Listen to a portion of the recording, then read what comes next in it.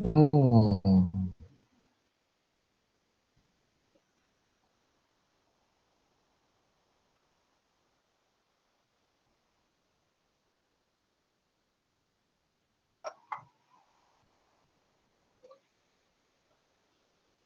Okey, sekarang dengar suara cikgu clear ke tak sekarang? Dengar jelas. Dengar. Okey, good. Tak kalah. Cikgu punya nak tanya sangat dia nak masuk. Okey. Alright.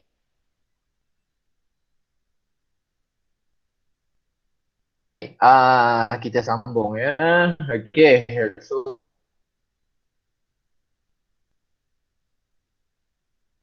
hari tu kita stop dekat Khulafa' Ar-Rasyidin kan. Okey, kita akan tengok pula okey siapa nama dia? Sumayyah lah. Apa nama dia tu? Muawiyah. Okey, Muawiyah dan bermulalah Bani Umayyah apabila dia mengambil tampuk pemerintahan daripada Saidina Ali. Okey. Okey, cikgu tak nak bincang pasal benda lain ni. Cikgu nak tengok dekat sini.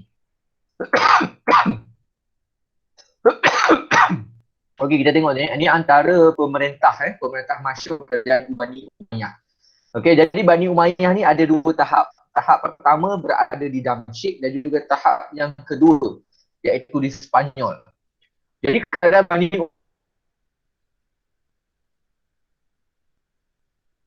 Umayyah ni antara Bani Islam juga. Okay, sebab bayangkan dia berjaya conquer Spanyol masa ni, bayangkan Spanyol tu agak yalah, Spanyol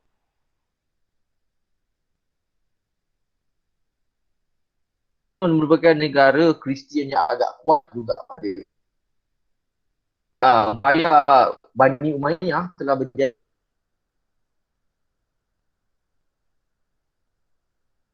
kenal dalam pemerintah Bani Umayyah ni. Tahap pertama ni terkenal Umar Abdul Aziz, di antara yang terkenal. Abdul Aziz di antara pemerintah yang terkenal. Okey. Okey, kita pergi kepada sumbangan ya. Sumbangan dia mana ya? Ni 9 tokoh terkenal dalam bidang tertentu. Okay, seperti Urwah bin Al-Zubair dan juga Ibnu Zihad Al-Zuhri. Okey. Antara yang terkenal kita ada Urwah bin Al-Zubair dan Ibnu Zihad Al-Zuhri dalam ilmu berkaitan dengan hadis. Ibnu Jarih dalam ilmu berkaitan dengan tafsir Al-Quran, serta Hasan Al-Basri dan juga Wasil Ibnu Attar Usuluddin. Okey. Dan semasa pemerintahan Khalifah Umar ni juga dia memberikan apa nama cakap perhatian kepada berkaitan dengan kesihatan. Okey, dia juga turut memberi perhatian kepada bidang kesihatan. Okey, so kalau kita tengok dia telah membina pembinaan hospital pertama di Damsyik oleh Khalifah Al-Walid bin Abdul Malik. Okey, hospital penyakit kusta telah dibina oleh Khalifah Umar bin Abdul Aziz. Tak apa Alina. Okey, cikgu nak tanya kamu, siapa tahu apa itu penyakit kusta? Siapa tahu apa itu penyakit kusta? Penyakit kulit bukan kuit. Kuit tu macam cute. Macam tu. Okey, penyakit kulit. Okey. Alright, so kalau kita tengok penyakit kulit zaman apa tu? Penyakit kusta ni sebenarnya daripada dulu sampai sekarang pun ada sampai sekarang pun masih ada. Okey. Jadi masa ni banyaklah buku-buku rujukan yang telah diterjemah ke dalam bahasa Arab. Okey. Ada banyak buku-buku rujukan yang telah ditranslate kepada bahasa Arab. Okey, misalnya Ibnu Al-Nafis, pakar bedah termasyhur di Damsyik, telah menghasilkan buku Al-Syamil fil Sinalah Al-Tabibiyah, kajian umum profesion kedoktoran. Nampak tu dia tunjuk itu antara kehebatan dia dululah dalam bidang perundangan banyak juga dalam bidang perundangan. Okey, kita pergi kepada yang lain ialah okey, tadi tahap pertama. Kita tengok tahap yang kedua di Andalusia. Okey. Yang menariknya kita tengok dalam Bani Umayyah ni, okey, dalam Bani Umayyah yang terkenal kita nampak lihat Oh ya, cikgu pun nak bagi tahu sebelum kita pergi lebih lanjut. Nanti apa ni? Sesiapa yang ada kelas boleh pergi ke kelas yang kamu ni lah sekejap lagi. Okay? Tetapi bagi yang tak ada kelas dan nak stay, boleh stay. Okay? Cikgu akan lamakan sikit lah. Tengoklah kalau tak ramai, kalau pelajar pun nampak dah macam dah lemau, cikgu akan habiskan kelas awal lah. Okay? Tengoklah sekejap lagi. Kalau kamu bersemangat, cikgu akan tambah sikit masa lagi lah sampailah. Tengok sampai mana yang kita mampu. Okay? Dan nanti kita akan rehat je lah. Okay? Kalau kelas kita lama nanti, cikgu akan bagilah rehat sikit lah. Okay? Bukan untuk korang rehat, untuk cikgu yang rehat. Okay? Cikgu rehat dalam 5 minit je tu, betul nanti cikgu sambung balik. Alright? Okay.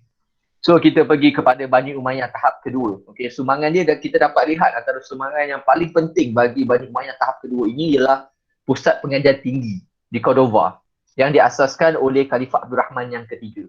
Okay, sebab apa? Bayangkan masa pemerintahan Bani Umayyah ni, kita dapat lihat masa ni kegiatan keilmuan Islam itu berkembang pesat. Masa ni bayangkan Islam berjaya berkembang. Islam berjaya menjadi sebuah empayar yang luas. Okay, bayangkan masa ni, okay, tengok dia kata semasa pemerintahan kedua-dua tokoh ni, okay, Al-Hakam II dan juga Abdul Rahman III, telah wujud 17 buah pusat pengajian serta 70 buah perpustakaan di Andalusia. Sangat banyak pada ketika itu. Okay, selain daripada Cordova, pusat keilmuan juga berkembang di Seville, Toledo dan juga Granada. Okay, juga berkembang di kawasan tersebut. Okay, kalau kita tengok adik, zaman ini, zaman kegemilangan Islam, zaman keemasan Islam yang bermula sejak zaman Bani Umayyah ni, pada ketika ini, kebanyakan tamadun-tamadun di Eropah sedang berada dalam zaman gelap. Okay, negara-negara di Eropah sedang berada pada zaman gelap. Yang mana mereka masa itu tidak berlaku perkembangan ilmu. Tetapi sebaliknya berlaku, sebab itulah kerajaan Islam pada ketika itu berjaya untuk menguasai Selangor. Selangor pula. Berjaya untuk menguasai Spanyol. Apa dia kata Selangor pula? Okey, berjaya untuk menguasai Spanyol. Okey, kemudian kita tengok balik okey, lepas tu banyaklah berlaku penterjemahan bahasa. Okey, dan juga seni bina Islam masa tu berkembang pesat Okey, lepas tu ada juga penubuhan Baitul Mal oleh kerajaan Bani Umayyah yang telah mewujudkan sistem keuangan. Okey, adanya Baitul Mal. Okey. Antara sumber pendapatan kerajaan termasuklah cukai kharaj, cukai jizyah, cukai zakat, usyur, okey, dan juga ganimah. Ganimah ialah harta yang dirampas oleh tentera melalui peperangan. Itu adalah antara harta-harta kerajaan. Okey. Okey, selain daripada tu kita tengok balik apa lagi adanya masa tu perusahaan juga perusahaan pembuatan. Contoh memproses kulit dan membuat senjata.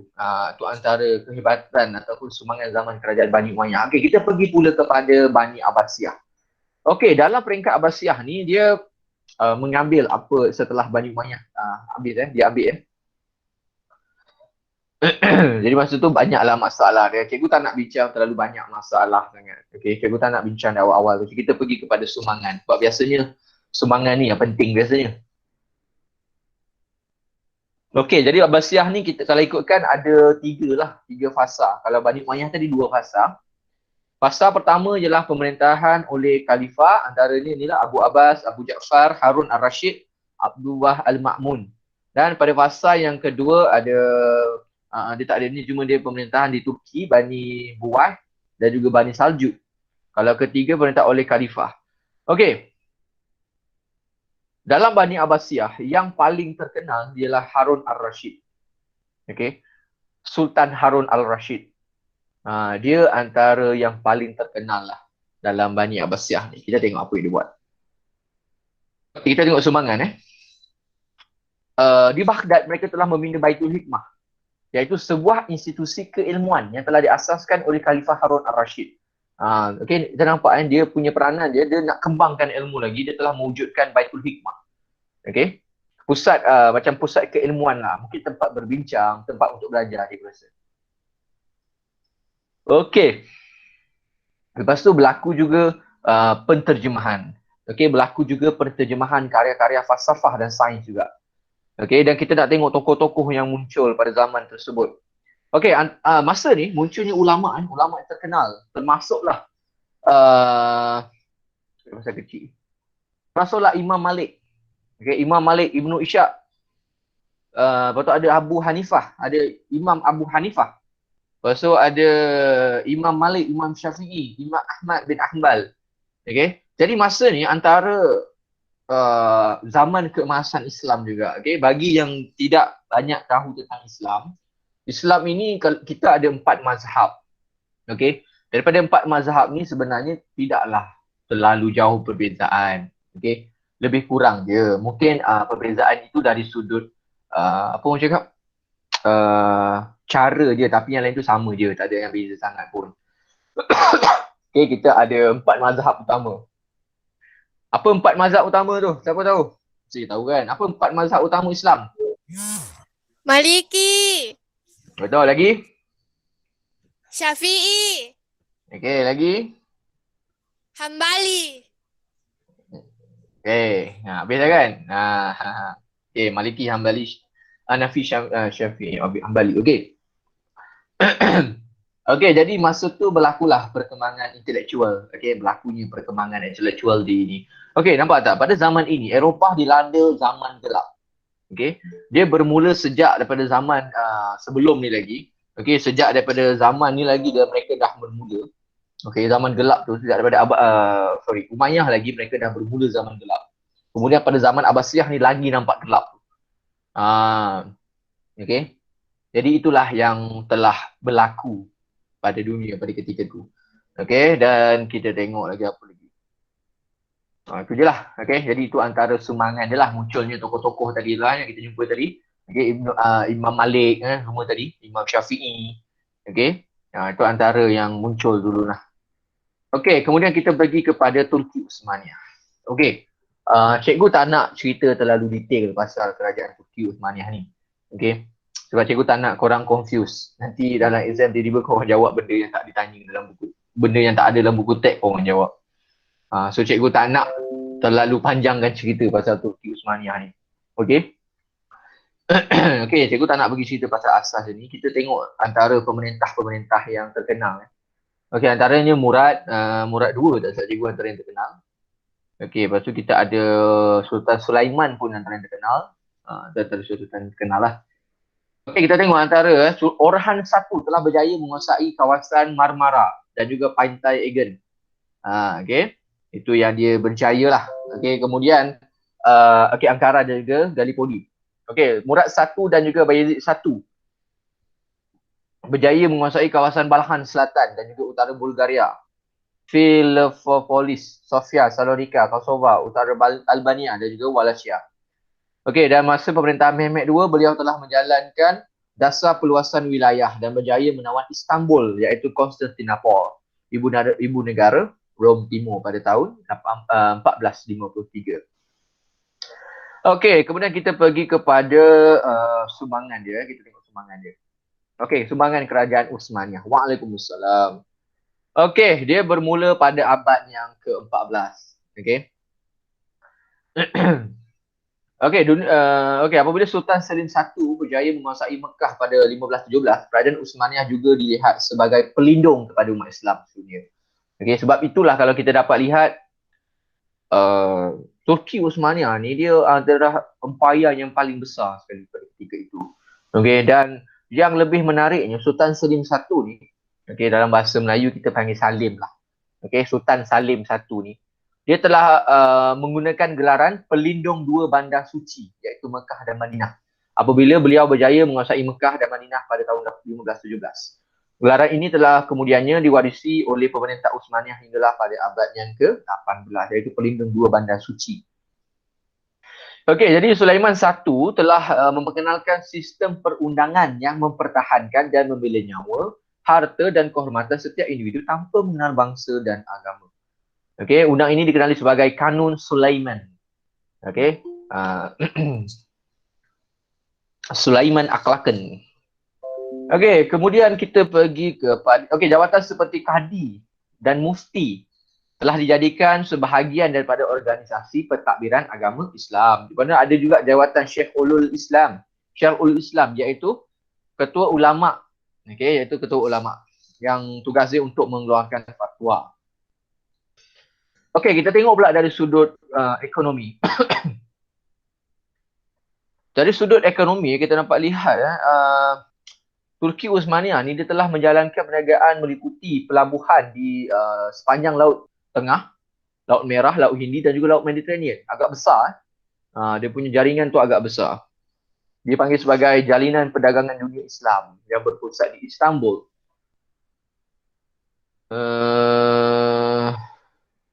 Macam lain tu macam biasalah, bina perpustakaan, penerbitan, penterjemahan, lebih kurang sama je lah. Masjid, hospital, rumah. Okey, kemudian kita pergi pada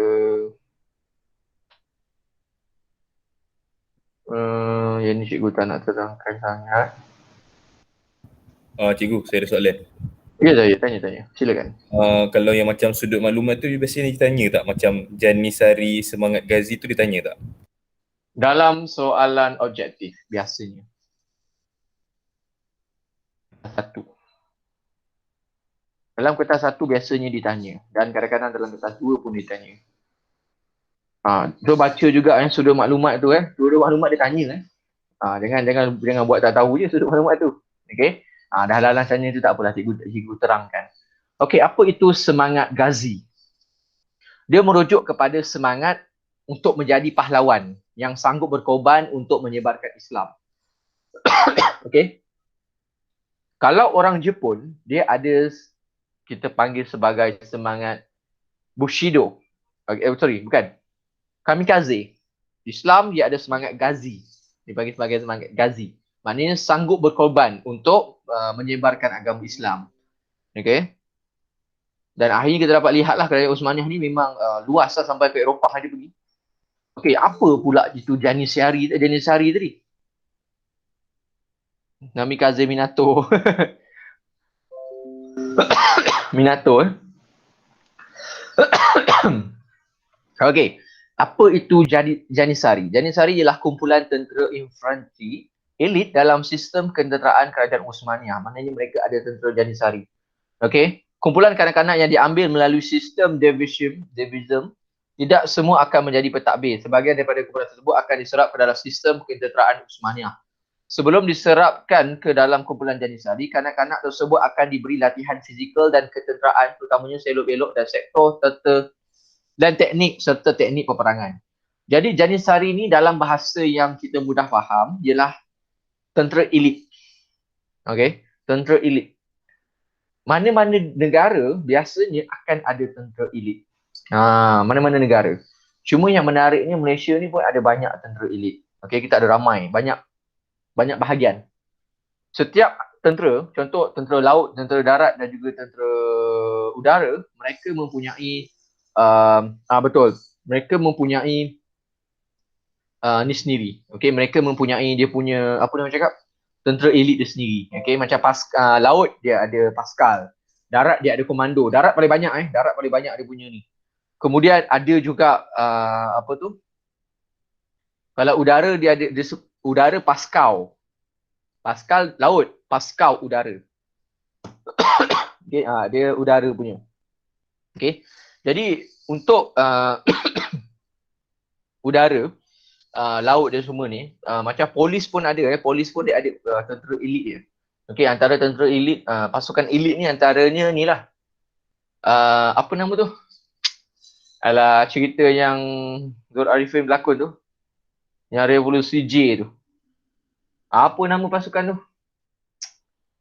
Yang Zul Arifin berlakon, cerita dia tajuk dia Revolusi J. Allah, cikgu lupa lah apa benda nama pasukan tu. Tu pasukan elit Dia training dia lain daripada macam polis yang lain. Alah, apa benda nama tu cikgu tak ingat lah. Aduh, apa benda nama dia? Dia Apa dia? revolusi. Tak, dia punya ni, dia punya pasukan, apa nama? Bukan kat Special Force. Jerusi tu cerita dia, tak, dia punya team tu. Pasukan tu. Apa nama dia? Aku lupa pula nama dia apa. Entahlah, cikgu dah lupa dah nama dia apa. Dia bahagian ni, bahagian bukan keras. Bukan.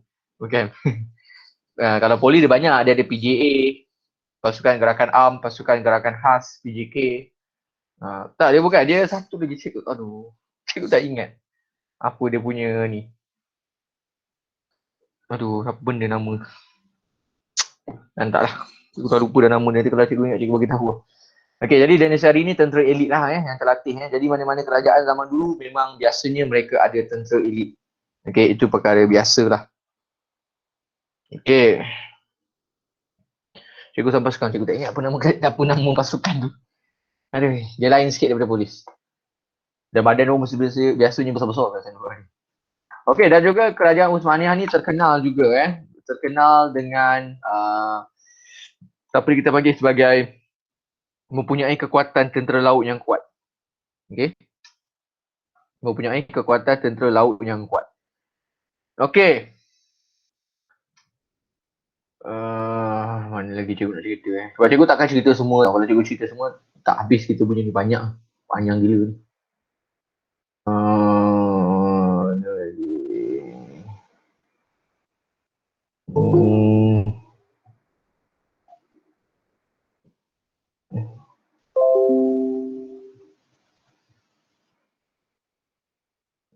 Perhubungan kerajaan ni cikgu tak akan terangkan sangat.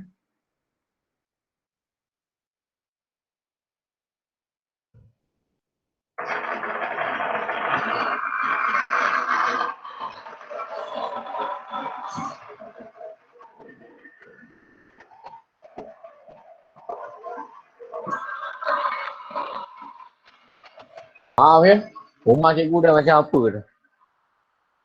Setiap hari bunga api muncul, cikgu tak faham. Tak habis-habis pula tu muncul hari-hari. Okay, Everyday New Year.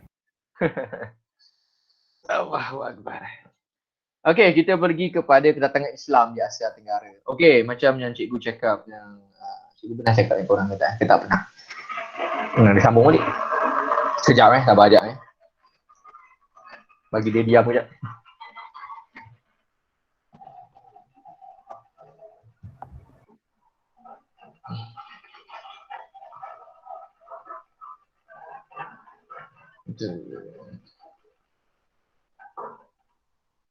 Okey dah.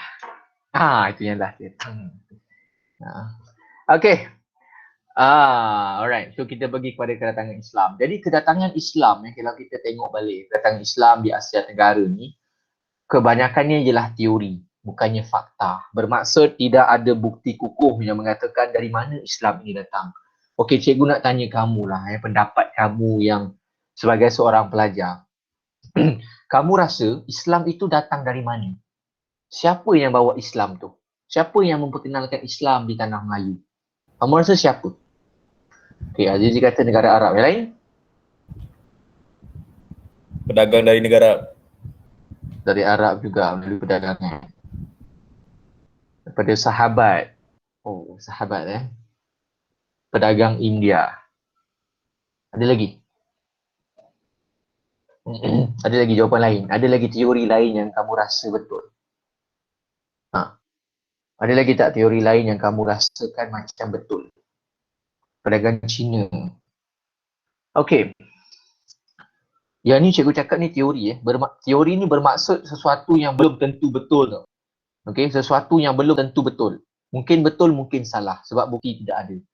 Pedagang Jepun Okey, tapi yang kita boleh confirm ialah perdagangan lah. Itu yang kita boleh confirm lah. Okey, tetapi dari mana datang itu kita tak pasti. Okey, tetapi ada benda yang kita boleh pegang. Okey, ada benda bukti yang kita boleh pegang. Okey. Kamu tahu tak? Kerajaan yang pertama memeluk agama Islam di alam Melayu? Bukan tanah Melayu je, kita tanya alam Melayu. Kerajaan manakah di alam Melayu yang mula-mula memeluk agama Islam? Bukan Terengganu. Samudra Pasai. Bukan. Bukan Melaka, bukan Terengganu, bukan Samudra Pasai. Apa nama kerajaan tu? Tahu tak? Kerajaan yang bukan Aceh. Kerajaan yang pertama memeluk agama Islam. Aceh pun bukan. Ada yang tahu? Majapahit. Majapahit? Bukan. Majapahit lagi salah. Lagi jauh tu. Kerajaan apa? Siapa tahu? Bani. Apa? Apa dia? Cepat, kerajaan apa? Bani Umayyah. Bukan. Kerajaan alam Melayu. Kerajaan alam Melayu. Kerajaan yang mula-mula memeluk agama Islam.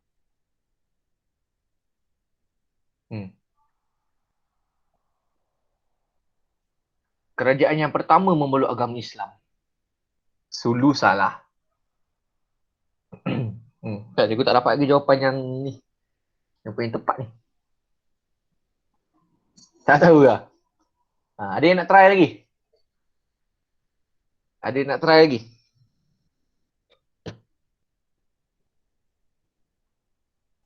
Sriwijaya ke cikgu?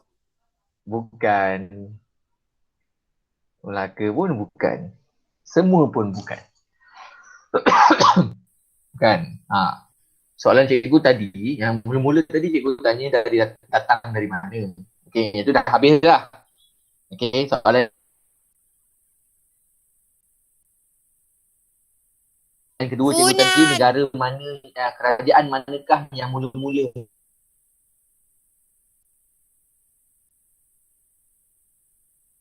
salah. Funan kuat agama Hindu dan juga dia kejap dia kemudian betul hancur. Serang. Kerajaan Perlak.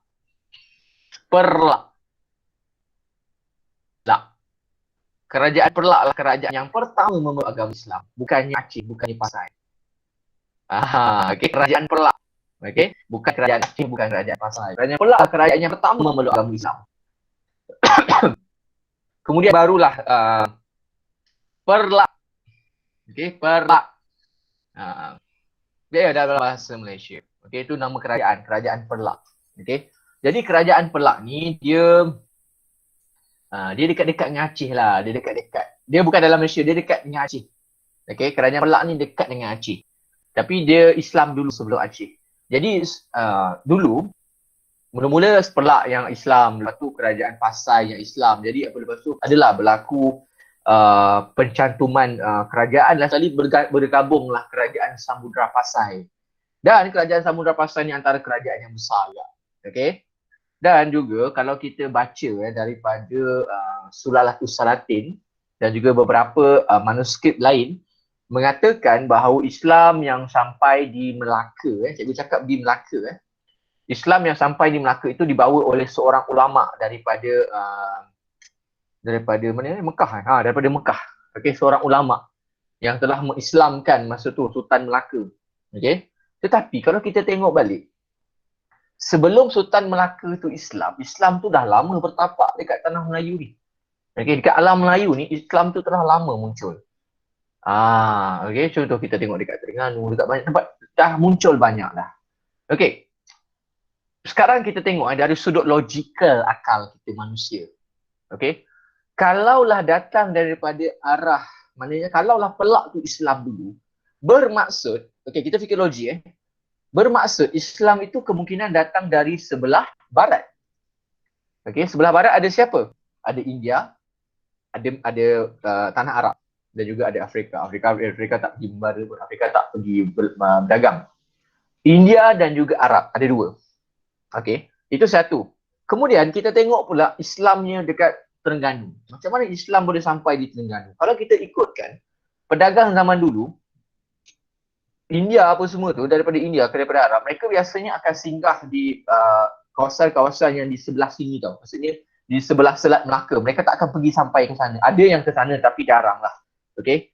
Kemudian ada yang mengatakan bahawa Islam yang sampai di Terengganu itu asalnya daripada China. Okay, sebab dia berhampiran, kiranya di satu laluan dengan China. Okay, sebab itulah ada yang katakan bahawa di Terengganu itu asalnya daripada China. Okay, kemudian kita tengok pula bukti yang paling kukuh untuk kita mengetahui di manakah Islam itu betul. Okay, Islam tu yang datang ke alam Melayu ni, kalau kita nak tengok senang je sebenarnya. Kita boleh tengok mazhab yang kita amalkan. Okay, mesti kita akan ikut mazhab orang yang ajar kita, betul tak? Sebab setiap negara Islam, mereka ada mazhab mereka masing-masing, tak sama.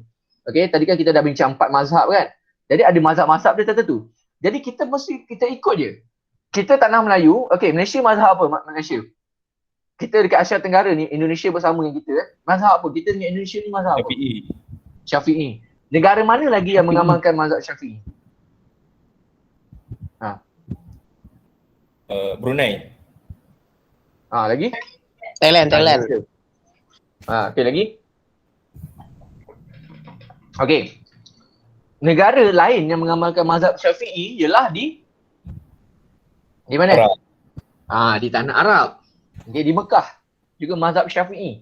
Jadi kita dapat tahu, kita tengok kalau orang tu ajar, mestilah kita akan ikut dia, betul tak? Kita akan ikut dia apa yang dia ajar, betul tak? Kalau dia ajar mazhab lain, kita ikut mazhab lain. Masalah apa yang dia ajar itu yang kita ikut. Jadi kita dapat lihat zaman dulu, orang-orang Islam, orang-orang Melayu zaman dulu, mereka lebih kepada mazhab Syafi'i. Jadi kita senang kita detect dekat mana kerajaan Syafi'i ni. Dekat mana mazhab Syafi'i ni diamalkan. Kita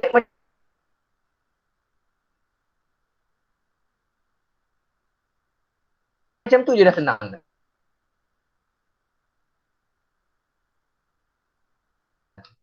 So kita tahu bahawa datang daripada sana. India mazhab apa? Siapa yang lagi ke? Cikgu masih lagi ke? Dah tak? Hello? Okay, good. Okay, India mazhab apa? Hambali kot. Cikgu confuse sebenarnya ni mazhab apa? Cikgu confuse antara Maliki atau Hanafi. Betul lah, cikgu confuse antara dua. Hanafi cikgu confuse antara Hanafi dengan Maliki. Ada Google tadi. Laju di Google.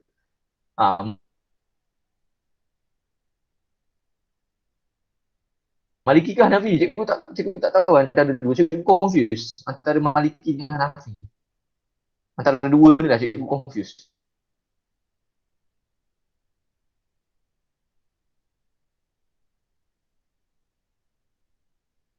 Kita tak ikut mazhab dia, kita ikut mazhab dia, sama. Okay? Kemudian, yang mengatakan datang daripada China pun kita boleh sangkal juga. China mazhab lain. Okay, dekat China, diorang mengamalkan mazhab lain daripada kita. Jadi kita nampak kat situ, kalau daripada banyak-banyak teori tadi yang muncul, yang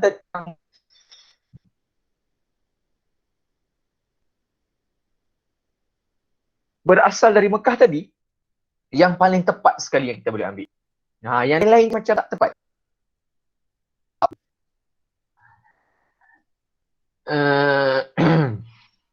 Okay, yang mengatakan Islam itu berkembang dari tanah Arab, okay, dikemukakan oleh John Crawford dan disokong oleh intelektual tempatan seperti Profesor Syed Muhammad Al-Nafi Al-Atas. Okay, jadi John Crawford, okay, dia mengatakan Islam berkembang ke Asia Tenggara melalui aktiviti para pedagang. Okay, dan juga ada juga catatan Cina yang mengatakan bahawa orang Arab dan Parsi telah mempunyai pusat perniagaan dan pendapatan di Canton dan Amoy sejak tahun 300 Masihi. Okey, yang ini dia nak bagi tahu bahawa dekat China zaman dulu di Canton dan juga di Amoy, okey, sudah ada penempatan orang Arab dan juga orang Parsi, orang Islam. Sebab itulah komuniti Islam di China ni agak besar. Kan, sekarang ni kamu dengar kan tentang penindasan kaum Uyghur macam mana nak sebut, saya tak tahu nak sebut macam mana. Uyghur macam tu lah. Azan sekejap azan.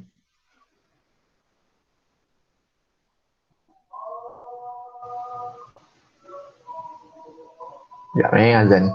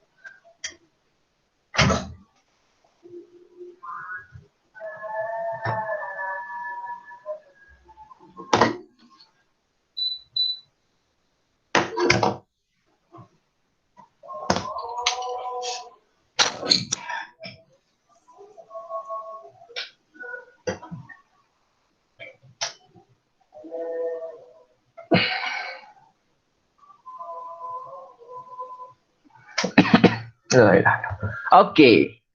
Kita sambung balik ya. Okey. So John Crawford dan juga Syed Muhammad Waqif Al-Atas telah menyatakan bahawa Islam itu datang daripada Arab. Okey, macam tadi cikgu bagi tahu tadi, kalau menurut catatan Cina, Islam itu telah sampai di Cina. Okey. Kemudian telah ada komuniti Islam. Jadi ada yang mengatakan bahawa orang Islam yang berada di Cina itulah yang datang ke tanah Melayu. Tapi kita tak pasti antara tu mana satu. Kita tak tahu. Okey. Lepas tu dah ada sekadar teori sahaja.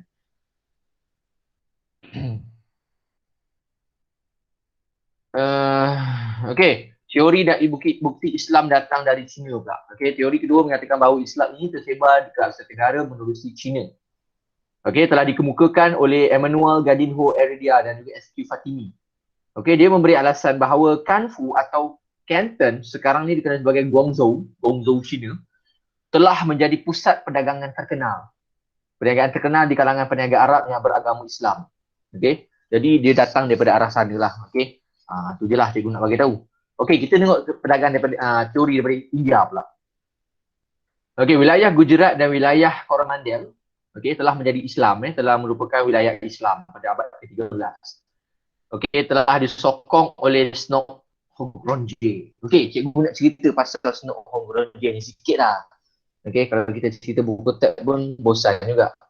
Nak dengar tak cerita pasal Snok Hongronje ni? Siapa sebenarnya Snok Hongronje ni?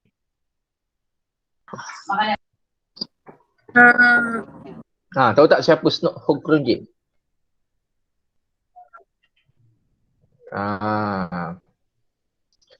Snok Hongronje ni merupakan antara spy.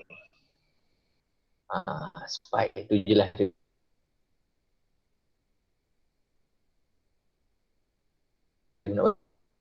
Nak dengar nantilah cikgu cerita lagi. Cikgu takut tak sempat pula nanti.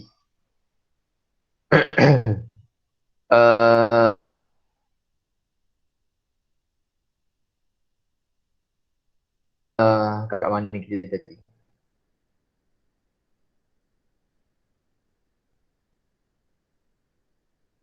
Okey, Gujarat ni adalah pelabuhan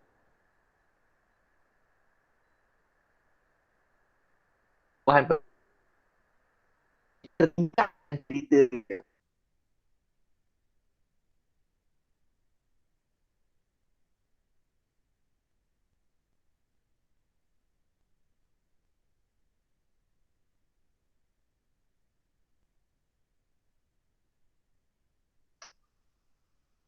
Tahu kenapa? View brother.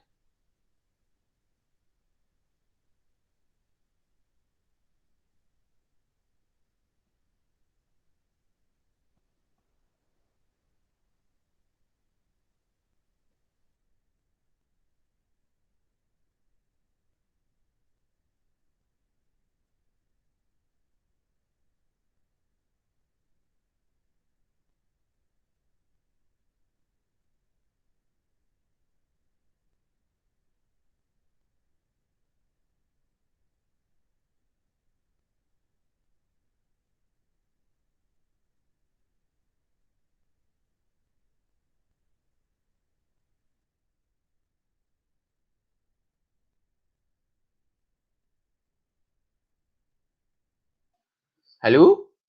Halo? Boleh dengar tak? Boleh, boleh. Boleh. Okay, good. Tak tahulah tadi boleh hilang lain. Okay, so yang mengatakan Islam itu datang daripada China berdasarkan kepesatan aktiviti perdagangan di Canton ataupun Guangzhou. Okay, kemudian yang mengatakan Islam itu datang dari India disebabkan masa tu Gujarat dan juga Pantai Coromandel masa itu telah belajar Islam dan juga dia aktif dalam perdagangan juga. Jadi kita boleh dapat lihat kebanyakannya cerita pasal perdagangan. Okay, cikgu tak ingat lah cikgu pernah cerita kat orang ke tidak. Perdagangan ni dia bukannya berjalan dalam tempoh sehari atau 2 hari tau. Zaman dulu mana ada kapal enjin lagi.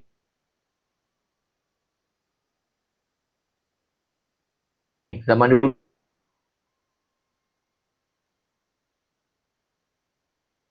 guna kapal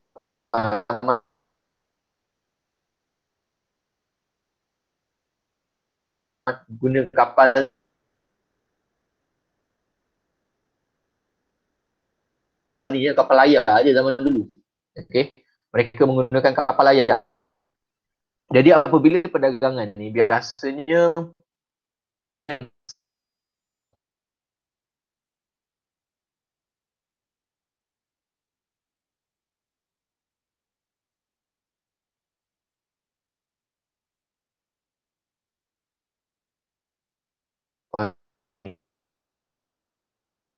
hello, sekarang boleh masuk ikut tak?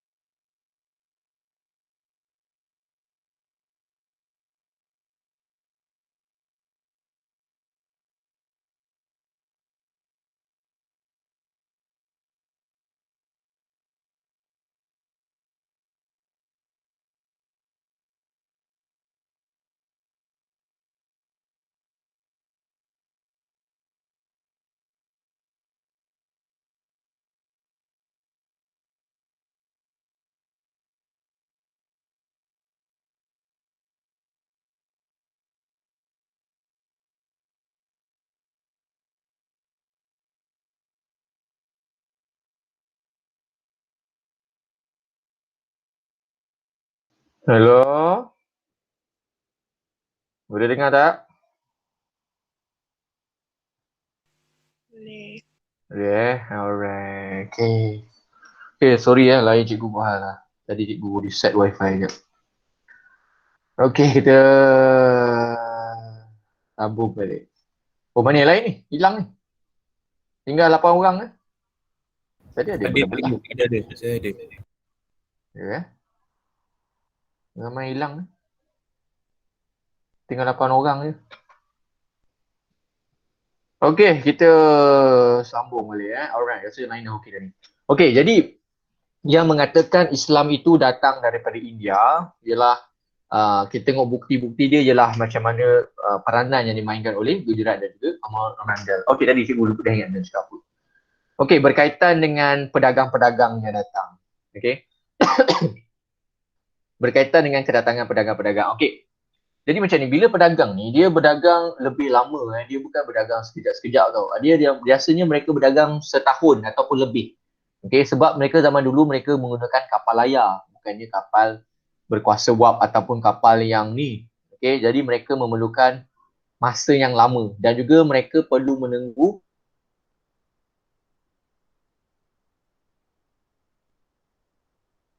perubahan angin monsun. Jadi bila mereka sampai situ, halang-halang mereka sebarkan agama sekali.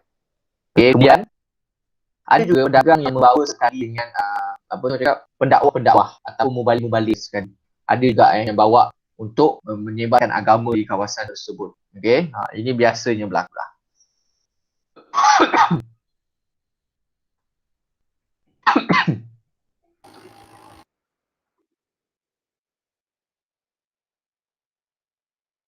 Okey, antara kerajaan Islam awal nampak tak? Dekat sini sebenarnya dah tulis kan sebenarnya. Korang yang tak perasan. Okey, kerajaan awal Islam ialah kerajaan Perak. Lepas tu Samudra Pasai, Melaka, Aceh, Demak, Mataram, Sulu dan juga Mindanao. Okey, lepas tu ada kerajaan Perak. Kesultanan Perak ialah kesultanan Islam yang pertama di Asia Tenggara. Okey, yang pertama di Asia Tenggara. Kerajaan ini telah ditubuhkan pada tahun 840 dan sultan yang pertama ialah Sultan Said Maulana Sultan Abdul Aziz. Dia sultan yang pertama. Okey, kemudian kerajaan ini telah menjadi sebahagian kerajaan Samudra Pasai di bawah pemerintahan Sultan Muhammad Malik Al-Zahir. Jadi itulah macam mana bermulanya lah. Okey. Okey, kemudian kita lihat macam mana Islam itu berkembang. Okey, daripada munculnya kerajaan Islam kemudian dia berkembang. Okey. Di Melaka, orang yang bertanggungjawab menyebarkan agama Islam ataupun orang yang bertanggungjawab merancang strategi untuk menguasai beberapa kawasan baru ialah Tun Perak. Okey, antara kawasan baru yang dikuasai ialah Aru, Rokan, Siak, Kampar, Inderagiri. Okey, menerusi penaklukan. Jadi penguasaan terhadap kawasan ini membolehkan rakyat kawasan baru yang dikuasai itu mendapat keistimewaan dari mana Melaka. Okey, dan akhirnya kita dapat lihat rakyat-rakyat di wilayah jajahan ini akhirnya mereka memeluk agama Islam. Okey. Jadi selepas mereka memeluk Islam, Sultan Melaka telah menghantar ulama ke kawasan tersebut. Okey, untuk mengajarkan mereka tentang Islam. Okey, kalau kamu pernah tengok ada satu filem Piramli, tapi bukan Piramli yang berlakon. Cikgu tak ingat tajuk cerita tu. Dia pasal kedatangan Islam di tanah Melayu. Cikgu tak ingat tajuk dia apa. Dan cerita tu pun tak silap cikgu pernah tengok sekali je. Cikgu dah tak ingat apa tajuk cerita tu. Dia pasal Islam. Macam mana Islam tu sampai. Macam mana penerimaan orang Islam. Orang Melayu terhadap Islam ni dulu. Okay. Jadi macam yang mungkin cikgu pernah bagi tahu kamu dulu. Orang Melayu sebelum mereka memeluk agama Islam. Mereka ni ada yang menganuti agama Hindu. Ada yang menganuti agama Buddha. Tetapi kebanyakan mereka, orang Melayu ini, mereka menganuti agama pagan. Agama pagan, agama penyembahan nenek moyang. Okey, itu ialah agama pagan.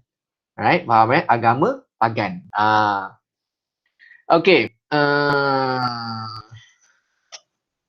Okey, sama-sama. Assalamualaikum. Terima kasih ya.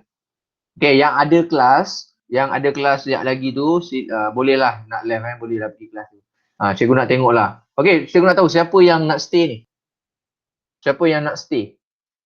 Kita tinggal lagi 7 orang. Ada yang nak stay ke?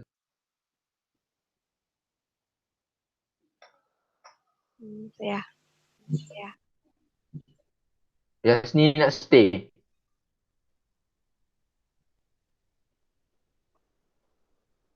Alright, good. Okey, kalau stay bersama cikgu stay bersama cikgu. Okey, terima kasih. Okey, so kita akan sambung So kita tinggal 6 orang yang tinggal. Okey, tak apalah. Boleh Alfa, tak ada masalah. Waalaikumsalam. Terima kasih ya. So kita tinggal 5 orang. Kita tengoklah last man standing. Okey, jadi kita pergi balik semula dekat sini tadi Jadi kerajaan Johor Riau ni merupakan warisan daripada Kesultanan Johor Riau. Jadi selepas Melaka dah tamat. Okey, selepas Melaka dah tamat, ada pula muncul kerajaan baru iaitu Kerajaan Johor Riau. Kesultanan Johor Riau yang merupakan kesinambungan daripada Kerajaan Melaka. Kenapa cikgu cakap di kesinambungan? Sebab yang memerintah yang memerintah Johor asal usulnya ialah daripada Melaka. Okey, dia berdarah Kesultanan Melayu Melaka. Kemudian dia membuka kerajaan di Johor. Okey. Tetapi di Johor ni kita dapat lihat perubahan tampuk pemerintahan keturunan sebanyak 3 kali. Sultan Johor yang pertama, okey, sebab sekarang ni untuk pengetahuan, sekarang ni sultan-sultan yang ada pada sekarang ini yang dekat semua negeri yang ada dekat Malaysia ni bukanlah berdarah Kesultanan Melayu Melaka yang asli lagi. Semua dah berubah. Mana darah tu dah tamat, keturunan tu dah tamat. Okey, cikgu akan cerita pasal keturunan tu. Okey. Kalau kita tengok dekat kejap.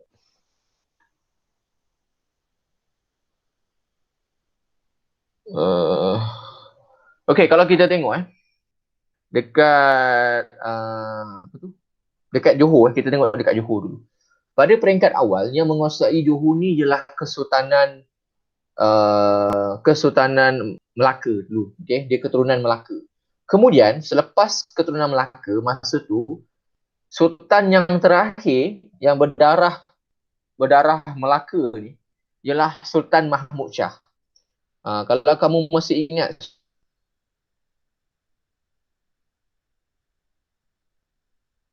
Sultan Mahmud Shah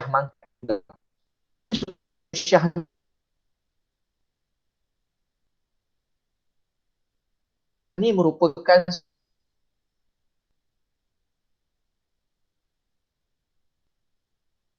Sultan Johor Melaka yang terakhir. Okey, sebab apa cikgu cakap Sultanan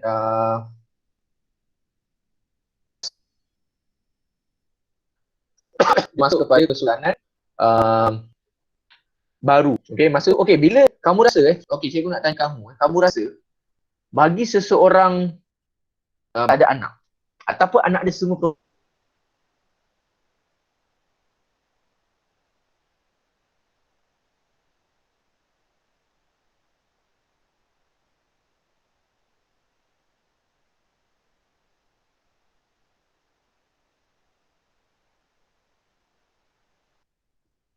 okey. Okey, dah betul dah.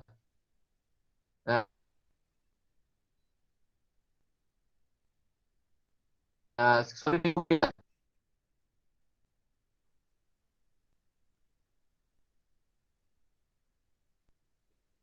Hello. Okey cikgu, okey dengar. Halo. Okey cikgu. Dengar okey. Okey, tadi cikgu tanya soalan tadi. Kalau seorang sultan tidak ada anak perempuan, kalau seorang sultan tak ada anak lelaki ataupun dia memang tak ada anak, jadi siapa yang akan jadi sultan? Siapakah yang akan menjadi sultan? Kalau sultan tak ada anak lelaki, adik lelaki dia.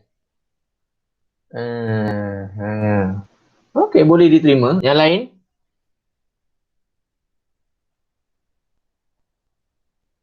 Saudara lelaki juga. Adik-beradik lelaki. Okey, betul. Okey, tetapi dalam kes Sultan Mahmud Shah di mana ni? Di Johor ni, okey. Dalam kes Sultan Mahmud Shah ni, dia tidak ada saudara mara. Okey. Dia ni menjadi sultan dalam pada waktu dia masih muda. Okey, dalam usia belasan tahun, dia muda lagi dia jadi sultan. Jadi disebabkan dia ni dalam usia yang muda, jadi menyebabkan dia ni jadi macam mana cakap dia ni jadi ego ataupun belagak macam tu lah. Perangai dia ni teruk sikit. Jadi Sultan Mahmud Shah ni terkenal dengan perangai dia suka berfoya-foya. Macam kaki perempuan jugalah dia ni. Okey, dia suka berfoya-foya. Okey. Jadi Sultan Mahmud Shah ni dia memang banyak masalah. Dia bukan sahaja masalah dengan tu, tetapi dia juga ada masalah dengan ramai orang. Ramai orang yang benci dengan dia. Dia ialah boleh katakan sultan yang paling dibenci dalam sejarah. Dia lah sultan yang paling dibenci sekali orang-orang. Cikgu pun tak tahu kenapa. Okey. Kemudian Sultan Mahmud Shah ni dia meninggal dunia pada usia yang muda. Okey, kalau kamu masih ingat, Sultan Mahmud Shah ni digelar sebagai Sultan Mahmud Shah mangkat di Julang.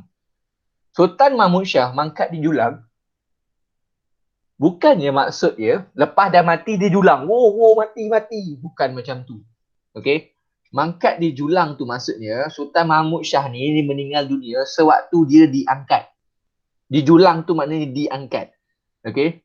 Zaman dulu Sultan Mahmud Shah ni dia berduduk di atas macam tandu tau, kereta tu. Kereta yang orang tarik, orang letak atas bahu tu kan. Yang ada nanti dia punya pengawal dia akan pegang atas bahu tu dan dia akan duduk atas kereta tu, atas benda tu. Okey. Kemudian dia akan jalan kan. Dia mati atas tu. Sebab itulah dia panggil sebagai mangkat di Julang. Dia mati kat atas tu. Dia ditikam dari bawah masa tu. Ada orang yang bermusuhan dengan dia, tikam dia masa tu. Jadi dia matilah. Okey. Kemudian kita tengok balik Sultan Mahmud Shah ni dia tidak berkahwin lagi dan dia tidak ada anak. Okey, dia belum berkahwin. Mangkat tu maksud dia meninggal dunia. Okey. Mangkat tu maksud dia meninggal dunia. Kalau Sultan Mahmud Shah mangkat di Julang, maksudnya Sultan Mahmud Shah mati ketika diangkat. Di Julang tu maksud diangkat. Okey, maksudnya Sultan Mahmud Shah mati ketika diangkat. Okey, kemudian kita tengok balik bila Sultan Mahmud Shah ni dah mati, okey, dia tak sempat berkahwin kan. Tadi kan cikgu cakap dia muda lagi. Okey, dia tak sempat berkahwin pun. Jadi, selepas dia mati, pemerintahan Melaka diambil alih oleh golongan bendahara. Bendahara Johor masa itu menjadi sultan. Jadi sekarang ni keturunan Sultan Johor telah berubah. Sebelum ini keturunan Melaka. Sekarang ini berubah kepada keturunan bendahara. Kemudian sampailah satu masa apabila bendahara, bukan bendahara yang pertama tu kan, yang pertama tu dia adalah lepas nanti pun tak ada anak juga. Jadi telah diambil alih oleh keturunan Temenggung. Temenggung kan salah seorang pembesar juga. Dia diambil alih oleh Temenggung. Sultan Ibrahim, Sultan Johor yang pada hari ini ni, Sultan Johor sekarang ni, merupakan keturunan Temenggung. Okey? Keturunan Temenggung, bukan keturunan bendahara dan bukan keturunan Melaka. Okey? Itulah cerita dia. Okey? Tu je cikgu nak ceritakan tadi kat korang lah. Okey. Oh ya, cikgu lupa nak cerita satu benda tadi. Ada satu benda penting yang saya nak cerita, yang menarik lah, yang mungkin korang nak dengar. Pernah dengar tak kisah tentang Raja Kecil? Pernah dengar tak? Raja Kecil? Tak pernah dengar? Okey. Raja Kecil ni, dia merupakan raja dari Kerajaan Siak. Okey, Kerajaan Siak dekat Sumatera. Dia merupakan Kerajaan Siak. Raja Kerajaan Siak. Jadi, Raja Kecil ni, nama dia memang Raja Kecil. Cikgu tak tahu lah badan dia kecil ke apa tu, cikgu tak tahu. Tapi memang nama dia Raja Kecil. Jadi Raja Kecil ini telah datang ke Johor dan telah menuntut tahta Kerajaan Johor. Tiba-tiba dia datang, dia tuntut tahta. Dia kata dia adalah waris Sultan Mahmud Shah. Dia kata dia adalah anak kepada Sultan Mahmud Shah. Orang Johor macam tu, kau gila ke apa? Semua orang tahu bahawa Sultan Mahmud Shah tidak berkahwin. Tiba-tiba Raja Kecil datang, dia claim. Dia kata, aku adalah anak pada Sultan Mahmud Shah. Jadi orang pelik, betul ke dia ni Sultan Mahmud Shah? Oh, confused. Okay. Jadi, pada ketika itu, ramailah yang menentang. Masa tu berlaku peperangan lah masa tu. Dan Raja Kecil menang. Raja Kecil berjaya menjadi Sultan Johor sekejap. Okay. Sekejap tak lama, lepas tu dia kalah balik. Dia kalah dengan Bugis. Opu Bugis 5 bersaudara. Dia kalah. Kemudian kita tengok Raja Kecil ni, dia ini dalam hikayat Melayu Okey, ini yang cikgu belajar dulu. Okey, dalam hikayat Melayu ada diceritakan. Raja Kecil ni pernah bagi tahu macam mana dia ni dilahirkan. Okey. Dan apa hubungan mak dia dengan Sultan Mahmud Shah ni. Okey, dia bagi tahu bahawa mak dia ni merupakan macam salah seorang dayang jugalah ataupun macam perempuan simpanan jugalah Sultan Mahmud Shah ni. Dan yang ni tak logik sikit lah. Okey. Bagi cikgu cerita dia memang tak logik. Kalau korang dengar pun cikgu rasa mungkin korang gelak. Cikgu dengar pun cikgu tergelak. Dalam kelas cikgu belajar dulu, cikgu tu perempuan dia ajar. Doktor tu ajar. Dia pun tergelak-gelak baca ni. Cikgu pun nak tergelak kalau cikgu dengar. Betul dia macam gundik lah. Okey, yang menurut cerita yang cikgu baca, yang Sultan Raja Kecil tadi tu, yang dia mengatakan bahawa dia adalah anak Sultan Mahmud Shah. Dia kata macam ni. Sewaktu Sultan Mahmud Shah telah nazak, kemudian dibawa ke istana. Semasa dibawa ke istana tu, Sultan Mahmud Shah telah mengeluarkan air maninya, kemudian diminum oleh ibunya. Dan disebabkan itulah boleh lahirnya Raja Kecil ni. Kalau kita ikut secara logik sains, tak logik mana ada manusia boleh lahir macam tu. Itu dah di luar apa nak cakap, di luar logical akal manusia. Mana boleh minum ni terus lahir, tak adanya, tak pernah lagi berlaku dalam sejarah manusia. Sebab tu lah bila cikgu belajar, cikgu sampai sekarang cikgu tergelak. Memang ini memang tak logik dia punya alasan. Jadi menyebabkan sebab itulah orang dekat Johor tak percaya. Kan? Lain macam dia punya alasan itu, dia nak mengatakan bahawa dia adalah anak kepada Sultan Mahmud Shah. Sampai macam tu dia cerita, kita apa tu orang yang mengkaji pasal ni memang tergelak-gelak lah. Cikgu baca tergelak kalau masa cikgu belajar pasal benda ni dulu. Sampai macam tu sekali dia nak meyakinkan orang yang bahawa dia ni adalah anak kepada Sultan Mahmud Shah. Okey, dan dia jadi Sultan Johor, dia menang masa tu, dia menang perang. Dia Sultan. Kemudian lepas tu apa yang berlaku Sultan Mahmud Shah ni Raja Kecil ni walaupun dia menjadi sultan, tetapi orang tak sokong dia. Orang tak percaya dengan cerita dia. Memang mengarut lah cikgu. Cikgu rasa kalau cikgu wujud dalam tu pun cikgu tak percaya. Mengarut betul cerita dia. Kemudian masa tu lah kerabat yang masa tu kan bendahara kan jadi raja dah kan. Bendahara kan dah jadi sultan. Jadi bendahara ni dia fight balik lah masa tu. Anak-anak dia nak fight balik untuk dapatkan balik tahta. Kemudian mereka telah meminta bantuan daripada Opu Bugis 5 bersaudara. Opu Bugis Dain 5 bersaudara. Dain Celak, Dain Mawir, apa benda nama cikgu lupa dah. Dia ada lah, cikgu ingat Dain Celak. Ada 5 Dain. Kemudian akhirnya kalahlah Raja Kecil ni, dan Raja Kecil telah dihalau semula ke kerajaan Siak. Kau balik semula, kau mengarut kau balik sekarang. Kau ni minum ketum banyak sangat balik-balik. So dia telah dihalau semula balik. Cikgu tak tahu dah dihisap agama apa ataupun ketum kuat sangat dia pakai. Jadi itulah yang berlaku sewaktu kerajaan Siak ni dulu. Kerajaan Siak dan juga kerajaan Johor ni. Cikgu sampai sekarang kalau cikgu dengar macam cikgu tergelak tak habis-habis lagi pasal ni. Betul, cikgu rasa dia minum ketum ke tak tahu lah, gam cap gajah ke apa dia minum, dia bau ni, teruk betul ni. Dia punya imajinasi ni tak tahulah macam mana. Okay. Die flying to the moon.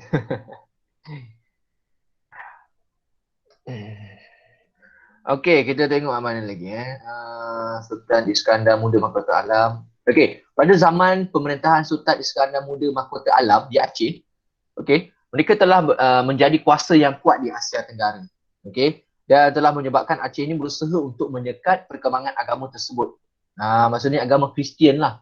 Okay. Okay, kita lihat perkembangan agama Kristian. Okay, cikgu nak cerita pasal perkembangan agama Kristian pula. Okay, kalau kita tengok perkembangan agama Kristian berlaku di Indonesia, tetapi tidak berkembang di tanah Melayu. Sebab tu sampai sekarang tidak ada seorang pun orang Melayu yang beragama lain selain daripada Islam.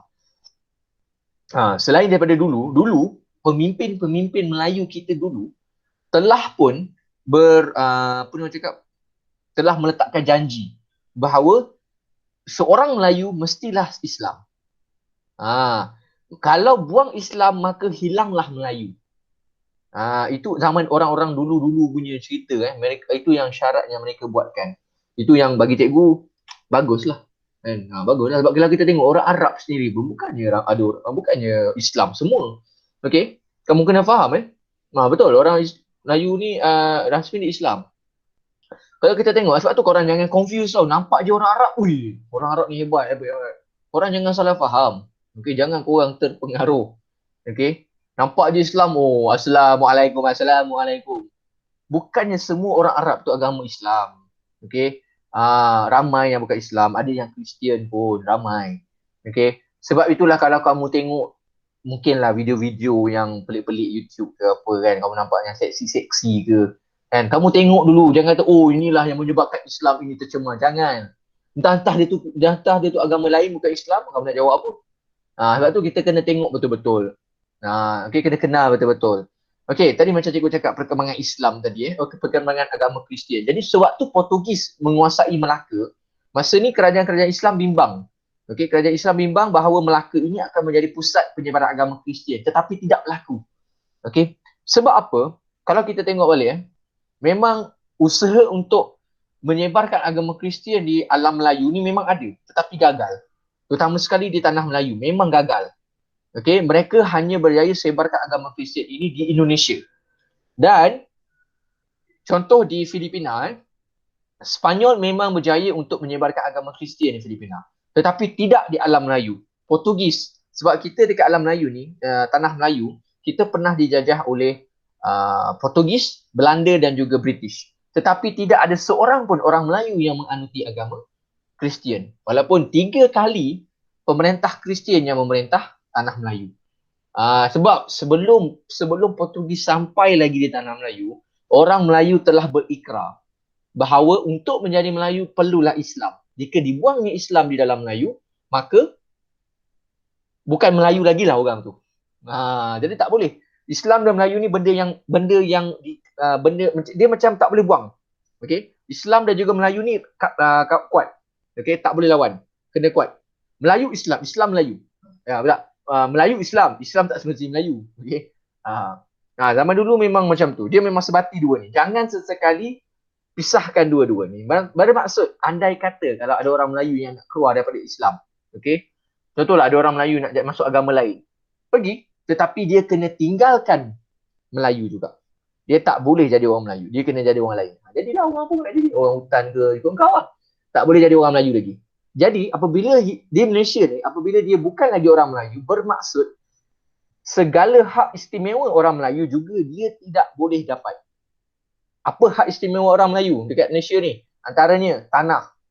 Okey? Ada sebahagian besar tanah-tanah di Malaysia ni hanya boleh dimiliki ataupun dibeli oleh orang Melayu sahaja. Orang Cina ke, orang India ke, orang British ke, tak kisahlah orang Jerman ke mana, tidak boleh beli. Itu syarat dia. Okey? Kemudian ada lagi, berdasarkan peruntukan masuk ke universiti awam pun sama juga ada dia punya kelebihan-kelebihan dia. Jadi kalaulah orang Islam, orang Melayu itu dia nak tinggalkan Islam, dia juga harus tinggalkan Melayu sekali. Jadi sekarang ni dia hilang dua-dua. Okey, itu zaman dulu punya cerita lah. Okey, dia jadi cerita tu sebelum Portugis datang ni. Sebab tu kalau kita tengok Portugis, Belanda dan juga British gagal untuk menyebarkan agama Kristian. Mereka gagal. Mereka tak berjaya sebarkan agama Kristian. Okey. Tak lepas pun. Agama Hindu dan agama Buddha yang lepas ke alam Melayu zaman dulu pun, itu pun sebelum Islam datang. Selepas Islam datang, tidak ada agama lain yang berjaya bertapak di tanah Melayu ni. Bagi orang Melayu lah maksud cikgu. Yalah, kalau orang Cina, orang India tu ikut diorang lah. Itu diorang punya agama masing-masing. Maksud cikgu bagi orang Melayu. Sejak kedatangan Islam, apabila orang Melayu telah memeluk agama Islam, maka tidak ada agama lain selain daripada Islam bagi orang Melayu. Tidak ada. Dan tidak pernah ada. Tetapi di Indonesia ada. Melayu Indonesia ada. Tetapi bukan Melayu tanah Melayu. Berbeza. Okey? Dengar betul-betul. Melayu dekat Indonesia pun ada tau. Okey? Melayu dekat Indonesia pun ada. Melayu Indonesia dan juga Melayu Malaysia tak sama. Okey? Mereka ada yang beragama Kristian. Tetapi di Malaysia, Melayu ialah Islam. Okey? Jelas. Okey, dan antara kerajaan yang dulu yang masyhur kerajaan Islam ni ialah kerajaan Aceh. Okey, dia merupakan kerajaan yang gemilang. Kemudian ada satu peristiwa lah, cikgu tak ingat. Cikgu rasa kerajaan Aceh. Cikgu lupa kerajaan apa. Dia gemilang tu, gemilang, cemerlang, terbilang semualah kerajaan ni. Kemudian apa yang berlaku? Apabila pertukaran pemerintah, okey? Apabila pemerintah, biasanya sultan kan lelaki. Betul tak? Kan pemerintah biasanya lelaki. Tiba-tiba ada satu masa, cikgu tak ingat Aceh ke mana, cikgu lupa. Cikgu rasa Aceh. Cikgu tak ingat antara kerajaan mana satu, Aceh ataupun ni, cikgu tak ingat. Jadi, apa ni? Apabila bertukar dia punya tahta tu, sebelum ni pemerintah dia lelaki, sultan lah biasalah. Kemudian telah ditukar kepada pemerintah wanita. Okey. Sebelum pemerintah wanita ni menjadi ketua, pemerintah lelaki sebelum ni memang seorang yang sangat tegas, seorang yang garang. Dia banyak conquer ni macam-macam. Jadi bila bila pemerintah perempuan bertukar, dia menjadi pemerintah perempuan, dia punya pendekatan tu berbeza. Okey. Berbeza macam mana? Dia tidak lagi berperang dan juga dia tidak lagi memberi perhatian kepada peperangan. Tetapi sebaliknya dia memberikan perhatian kepada seni bina, kepada benda-benda yang kecantikan, benda-benda macam tu. Jadi menyebabkan kerajaan tersebut hancur. Kerajaan tersebut yang gemilang, terbilang, cemerlang, hancur. Jadi itulah kisah yang pernah berlaku. Cikgu tak ingat Aceh ke mana, cikgu lupa. Dan zaman bila pun cikgu tak ingat. Tapi cikgu pernah belajar dulu. Ada satu kerajaan tu. Tapi dekat alam Melayu ni lah. Okey, kita tengok kerajaan Patani. Dia antara kerajaan yang tertua juga. Dia berlaku apabila rajanya, Raja Payatu Nakpa menganut Islam dan telah menukar namanya kepada Sultan Mahmud Shah.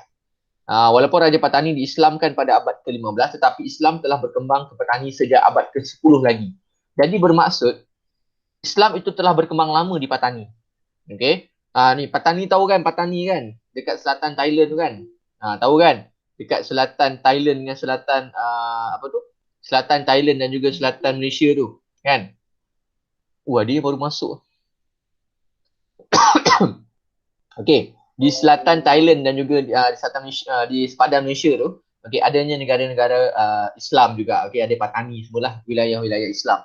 Jadi wilayah Islam ni yang kamu makan dekat kedai Thailand tu, okey, yang kamu makan dekat kedai Thailand tu kan, kedai Siam tu, Tom Yam apa semua tu, tu daripada Patani ni lah. Dan mereka bercakap seperti orang Kelantan, lebih kurang lah bunyi dia. Dan mau nak gimana tu? Gitulah. Okey, dia bunyi Kelantan, bunyi Siam sikit.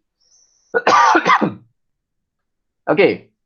Kerajaan Patani ni sebenarnya dulu dia merupakan sebahagian daripada kerajaan Kelantan juga dulu. Sebenarnya dia sekali. Tapi disebabkan masa tu apabila British dan juga Siam telah melakukan perjanjian British Siam, perjanjian bank, sound tak kuat ke? Orang lain dengar suara cikgu kuat tak? Cikgu rasa kuat dah suara cikgu ni. Orang lain dengar suara cikgu kuat tak?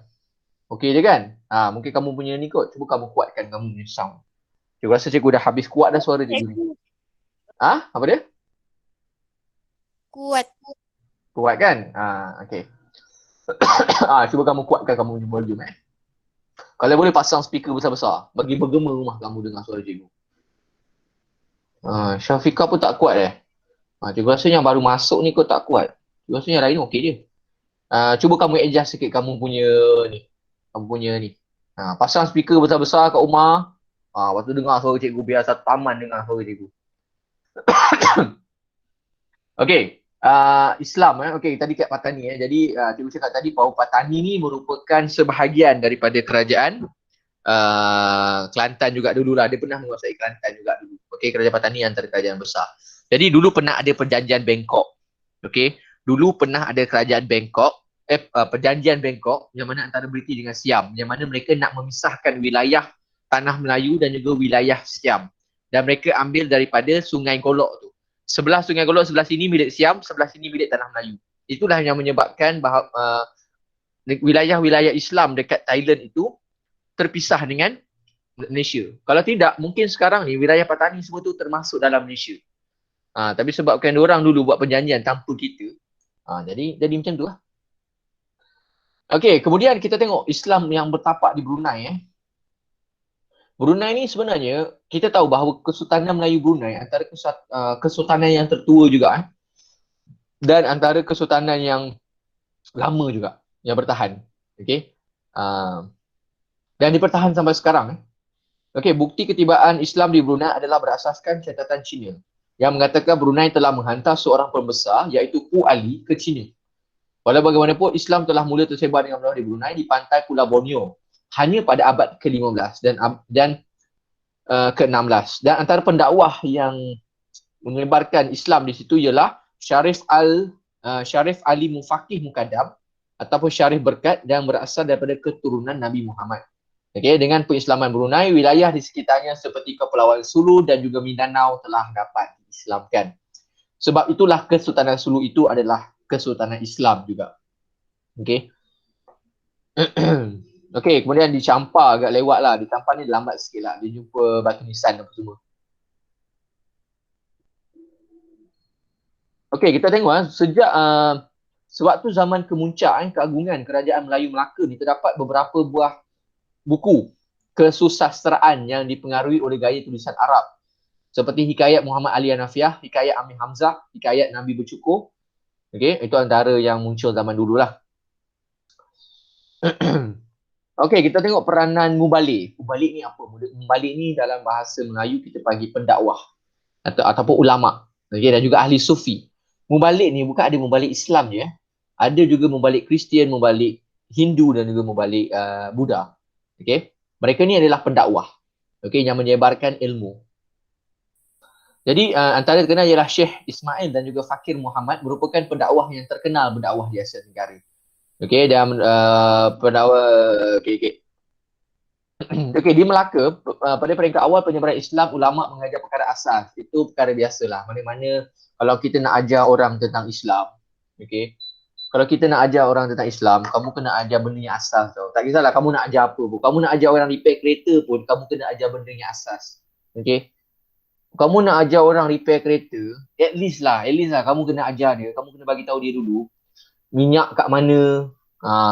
Lepas tu macam mana nak putar skru kan. Itu benda yang kamu kena ajar dulu. Okey, kamu tak boleh tiba-tiba kan, contohlah kamu owner kedai kereta. Atau ada orang minta nak kerja, dia tak tahu pasal kereta. Lepas tu tiba-tiba kamu suruh dia tukar minyak hitam kereta. Tak ke huru-hara jadi. Silap-silap kereta dia tukar enjin tu dengan enjin boat. So kita nak ajar orang ni, biarlah benda yang asas dulu. Okey? Kan haru biru jadi. Kita nak ni biarlah benda yang asas dulu kita ajar. Okey? Janganlah terus contohlah Islam. Islam ilmu asas adalah ilmu-ilmu tentang perkara-perkara yang macam yang mudahlah, contoh macam solat, puasa kan, cara untuk mengaji ke, untuk solat itu yang asas. Bukannya kamu datang kamu tiba-tiba ajar dia tentang tentang fahaman-fahaman ni, tentang itu. Tak payahlah. Okey, bukannya dia boleh faham pun. Ajar benda basic dulu.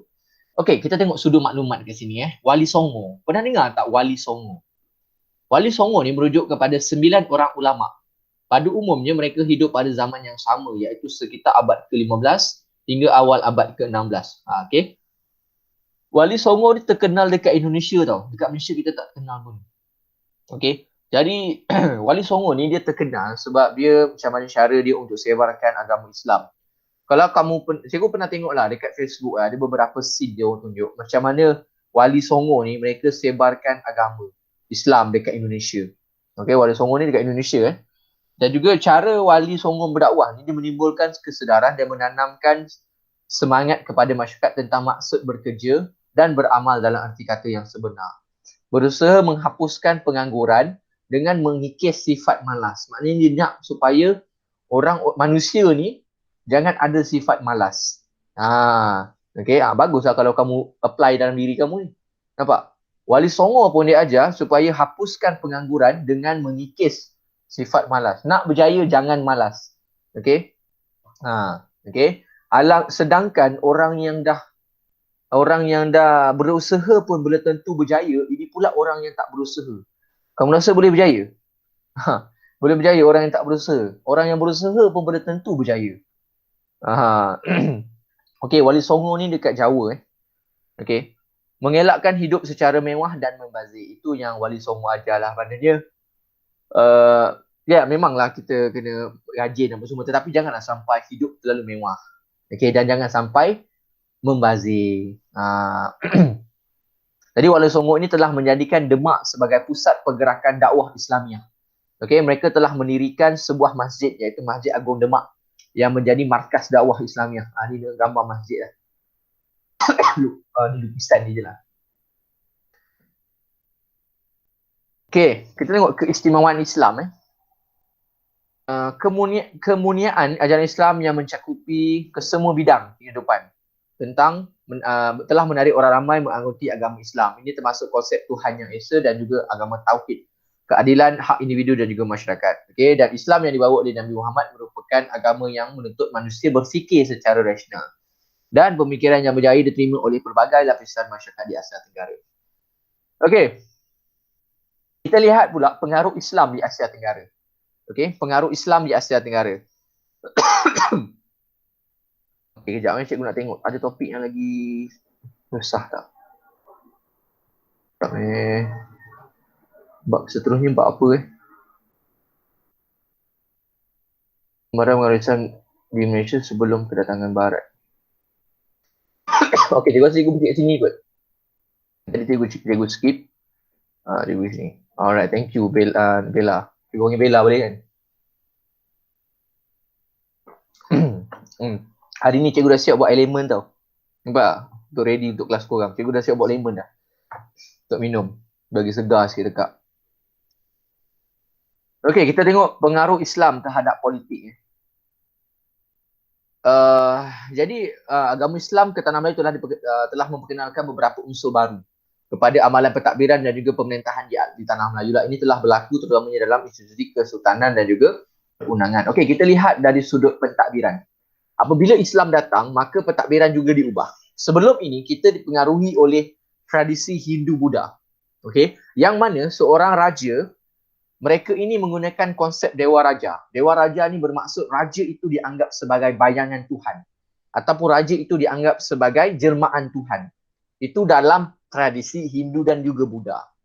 Okey, mereka menganggap bahawa Tuhan itu ialah Dewa Raja, Dewa Raja.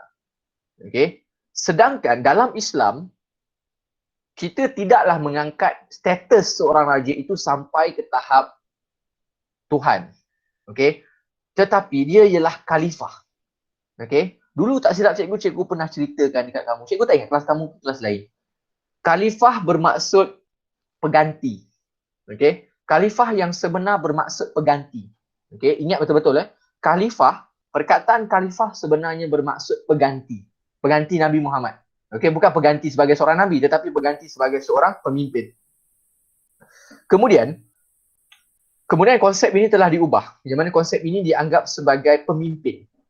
Jadi raja bagi kerajaan Islam dianggap sebagai pemimpin bagi orang Islam. Okey, kalau kamu masih ingat tak perkataan Duli yang maha mulia tuanku? Ingat tak perkataan tu? Duli yang maha mulia tuanku. Bukannya kita nak bagi tahu bahawa tuanku itu maha mulia. Mana boleh? Mana boleh kita nak kata raja tu maha mulia? Sebab yang maha mulia ialah Tuhan saja. Okey? Ya kan? Sebenarnya, okey, kamu kena faham bahawa sebenarnya perkataan tersebut bukan merujuk kepada raja. Okey, bukannya dia mengatakan bahawa raja itu maha mulia, tidak. Duli yang maha mulia tu bermaksud, maksud dia raja ni dianggap sebagai debu di sisi Tuhan. Duli yang maha mulia bermaksud debu di sisi Tuhan. Duli yang maha mulia, yang maha mulia tu bermaksud Allah. Okey, bermaksud Tuhan. Duli tu bermaksud macam debu tau, debu. Kita ni umpama macam debu je. Bayangkan raja dia merendahkan diri. Raja kata dia adalah bayangkan seorang raja dia menganggap diri dia adalah seperti debu di sisi Tuhan. Debu je tau, debu ni hina lah kiranya. Bayangkan dia hinakan diri dia sendiri. Ini seorang raja tau. Jadi bukanlah maksudnya raja ni orang yang hebat. Tidak, bukan. Bermaksud dia, bayangkan dia merendahkan diri sebagai seorang hamba. Itu maksud dia. Maksudnya dia adalah hamba kepada Tuhan. Bukannya dia ni ibarat macam Tuhan, bukan. Okey. Jadi bila Islam tu telah datang, dia telah berukarlah. Okey. Tidak lagi menggunakan istilah-istilah tersebut. Okey. Okey, jadi golongan raja telah mula menitik beratkan konsep-konsep Islam. Misalnya istilah bagi sultan Zilufah fil alam dan zilufah fil arf, yang bermakna bayangan Allah di muka bumi telah mula digunakan. Jadi konsep ini menjadi teras institusi raja dan memberikan suatu pengesahan berlandaskan Islam terhadap kewibawaan seorang raja. Jadi raja ini tadi kita sebut dia sebagai seorang pemimpin. Jadi dalam Islam kita diwajibkan untuk mentaati pemimpin. Okey, dia betul lah kita kena taat kepada raja. Okey. Okey, Khalifatul Mukminin yang bermaksud pemimpin orang mukmin. Contohnya gelaran ini telah digunakan oleh Sultan Mahmud Shah di Melaka. Okey, dan Sultan Abdul Ghafur Muhyiddin yang memerintah Pahang. Okey, Sultan Mahmud Shah, kamu jangan confuse ya. Sultan Mahmud Shah ada dua tau. Satu dekat Melaka, satu dekat Johor. Yang dekat Melaka tak ada masalah, yang dekat Johor tu jadi masalah. Sultan Mahmud Shah yang dekat Melaka tak ada masalah dia adalah sultan yang terakhir zaman sebelum diserang oleh Portugis. Sultan Mahmud Shah yang Johor tu yang problem tu. Okey. Jadi dalam tradisi Hindu dan Buddha, seseorang pemerintah sering sahaja menggalurkan nasab keturunannya daripada penitisan dewa. Maksud dia macam ni. Zaman dulu, diorang suka letakkan raja tu macam, raja ini merupakan anak kepada dewa matahari, contoh. Raja ini merupakan anak kepada dewa bulan, contoh. Anak kepada dewa lah, dewa itu dah, dewa ini macam-macam. Tetapi dalam Islam tak boleh lah. Okey, dalam Islam mereka cuba kaitkan Islam sultan-sultan dulu dengan tokoh-tokoh Islam yang masyhur. Antaranya siapa? Iskandar Zulkarnain. Mungkin kamu pernah dengar tentang rancangan, adakah Iskandar Zulkarnain ni adalah orang yang sama dengan Alexander the Great? Pernah beramai orang tanya, adakah Alexander the Great dan juga Iskandar Zulkarnain ni adalah orang yang sama? Sebab pencapaian mereka sama. Iskandar Zulkarnain ni merupakan antara pemerintah pada zaman dulu yang berjaya menguasai 3/4 bumi. Bayangkan dia menguasai luas tau, 3/4 tau, maknanya berapa luas ni dia berjaya kuasai. Dia adalah ketua. Dan Alexander the Great tadi benda yang sama. Cuma kita tak pasti tahun yang sama atau tahun yang berbeza. Okey. Jadi dikatakanlah kita tak pastilah betul ke tidak, tetapi zaman dulu biasa tau, zaman dulu memang zaman dulu sultan-sultan bukan sultan lah, raja-raja zaman dulu dia suka kaitkan diri dia ni dengan tokoh-tokoh yang hebat. Macam Iskandar Zulkarnain lah, dikata bahawa dia ni adalah keturunan Iskandar Zulkarnain. Biasalah tu zaman dulu memang macam tu untuk menarik kesetiaan. Okey, kita pergi kepala tengok cikgu pun dah tersasul dah kepala pada. Kita pergi kepada konsep daulat. Okey, cikgu nak terangkan kepada kamu tentang konsep daulat. Okey, boleh dengar clear kan? Tak ada lag ke, tak ada slow suara cikgu. Okey je kan suara cikgu kan? Okey. Good. Kita pergi kepada konsep daulat. Okey. Daulat ini bermaksud kewibawaan seseorang raja. Okey, maknanya raja yang berdaulat ialah raja yang mempunyai wibawa. Okey, itu yang dimaksudkan dengan kedaulatan. Okey. Okey. Jadi cikgu nak cerita pasal daulat tadi. Okey. Selain daripada daulat, konsep daulat yang kamu kena faham, yang kamu kena tahu, okey, bahawa daulat ni merupakan macam cikgu cakap tadi lah, yang dia punya maknanya wibawa seorang raja ni, seorang raja yang berdaulat. Kemudian konsep lain yang kamu kena ingat ialah konsep tulah. Tahu tak tulah tu apa? Siapa tahu apa itu maksud tulah? Tulah tu apa? Bukannya tulah tu, bukan. Apa maksud tulah? Tak tahu. Ada yang tahu tak apa dimaksudkan dengan tulah? Ada tak yang faham maksud tulah tu apa? Kau semua tak pernah dengar tulah tu apa? Okey. Tulah ni bermaksud betul Nabila. Murka lah. Tapi tak berapa tepat lah. Betul tapi tak berapa tepat. Okey, tulah ni merupakan balasan yang dikenakan kepada orang yang derhaka kepada raja. Okey, tulah ni merupakan balasan yang dikenakan kepada orang yang menderhaka kepada raja. Sesiapa yang menderhaka kepada raja akan ditimpa tulah. Tulah ni bermaksud balasan. Okey. Dan balasan ni ada pelbagai bentuk. Okey, ada macam-macam bentuk balasan ni. Balasan yang ada, okey, kita tengok, kita tak payah cerita contoh lain. Kita ambil contoh yang ada dalam buku sejarah Melayu, dalam buku Surah Salatin. dalam buku tersebut ada dinyatakan bahawa kita balik semula kepada cerita Sultan Mahmud Shah ni kat Johor tadi. Kita balik semula cerita dia. Sultan Mahmud Shah ni telah dibunuh, ditikam. Okey. Jadi kalau ikutkan, orang yang bunuh dia ni kira derhaka lah kepada Sultan kan. Okey, dia ni dikira sebagai derhaka. Okey. Kemudian Sultan Mahmud Shah ni kalau ikut dalam cerita tu, dia sempat membaling keris dia. Dia baling keris dia kena kaki orang yang bunuh dia tadi.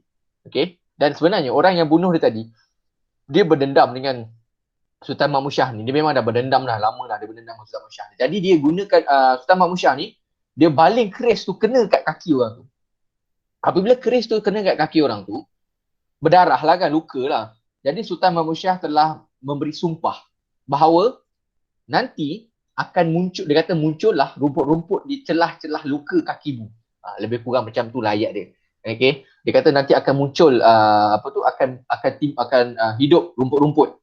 Jadi apabila rumput tu hidup, maka matilah manusia tersebut. Itu yang kita panggil sebagai tulah.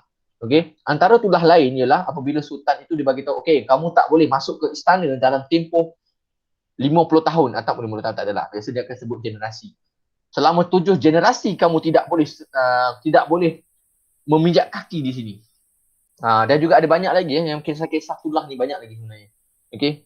Cuma kalau dekat Sulalatus Salatin tu, itu kisah contoh yang dia bagi. Berkaitan dengan derhaka ataupun tulah ni.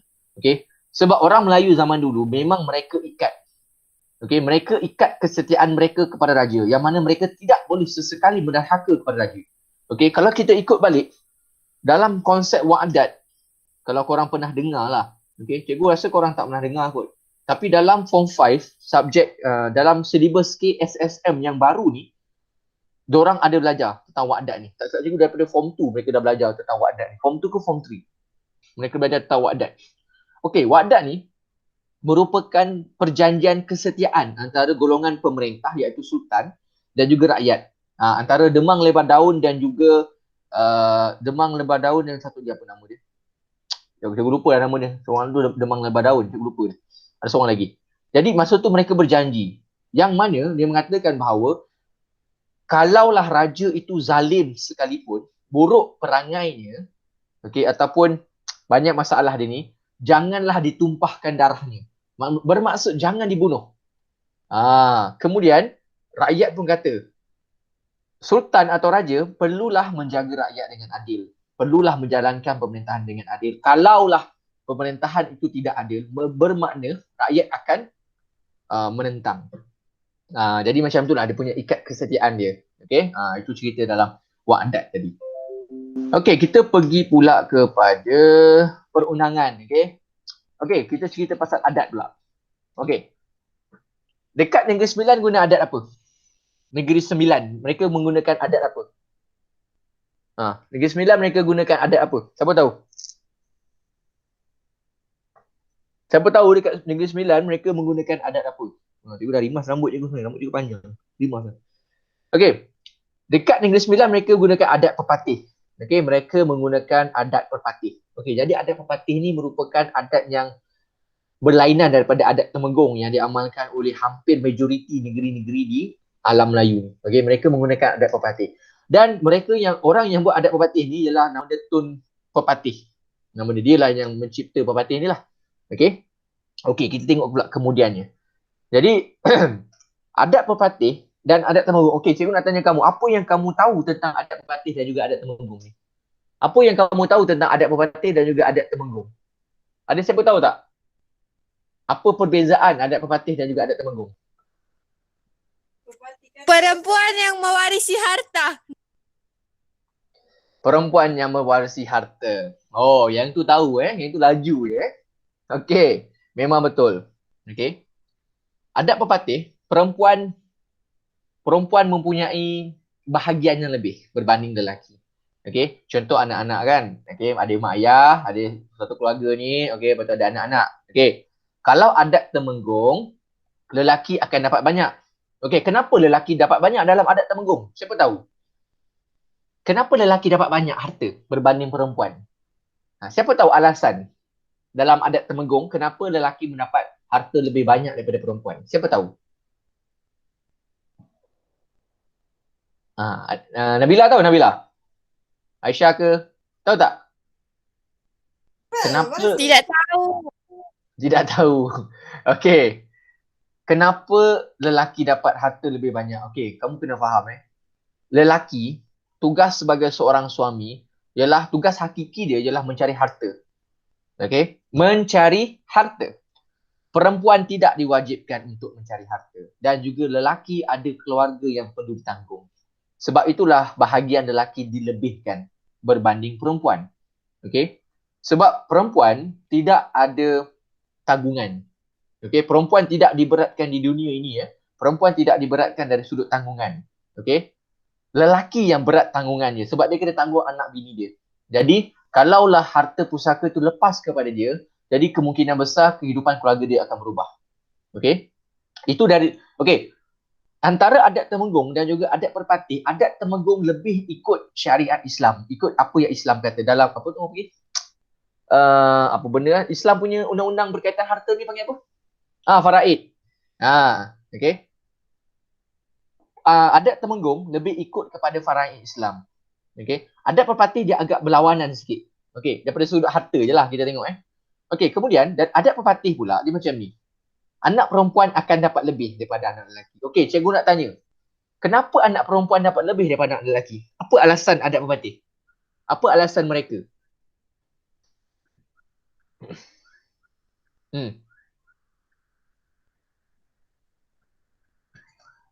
Kenapa perempuan dapat lebih dalam adat Perpatih? Come on. Takkan orang perempuan tak tahu?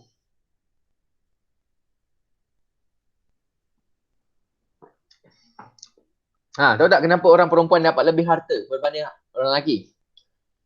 Oh, tak clear suara cikgu tadi. Cikgu tanya, kenapa orang perempuan mendapat harta yang lebih daripada orang lelaki dalam adat Perpatih? Okey. Sebab perempuan lemah. Sebab perempuan bagi zuriat. Kan? Okey. Kalau Aisyah kata sebab perempuan dia lemah tu ada sikit lah berkaitan.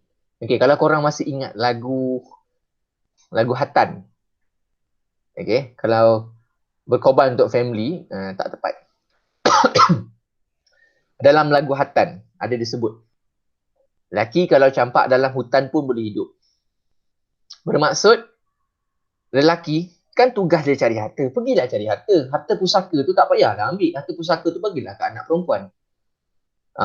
Jadi bagi dia lelaki ni letak kat mana pun boleh hidup. Lelaki ni duduklah mana-mana pun boleh hidup. Jadi sebab itulah harta bagi orang harta tu sepatutnya diberikan kepada perempuan.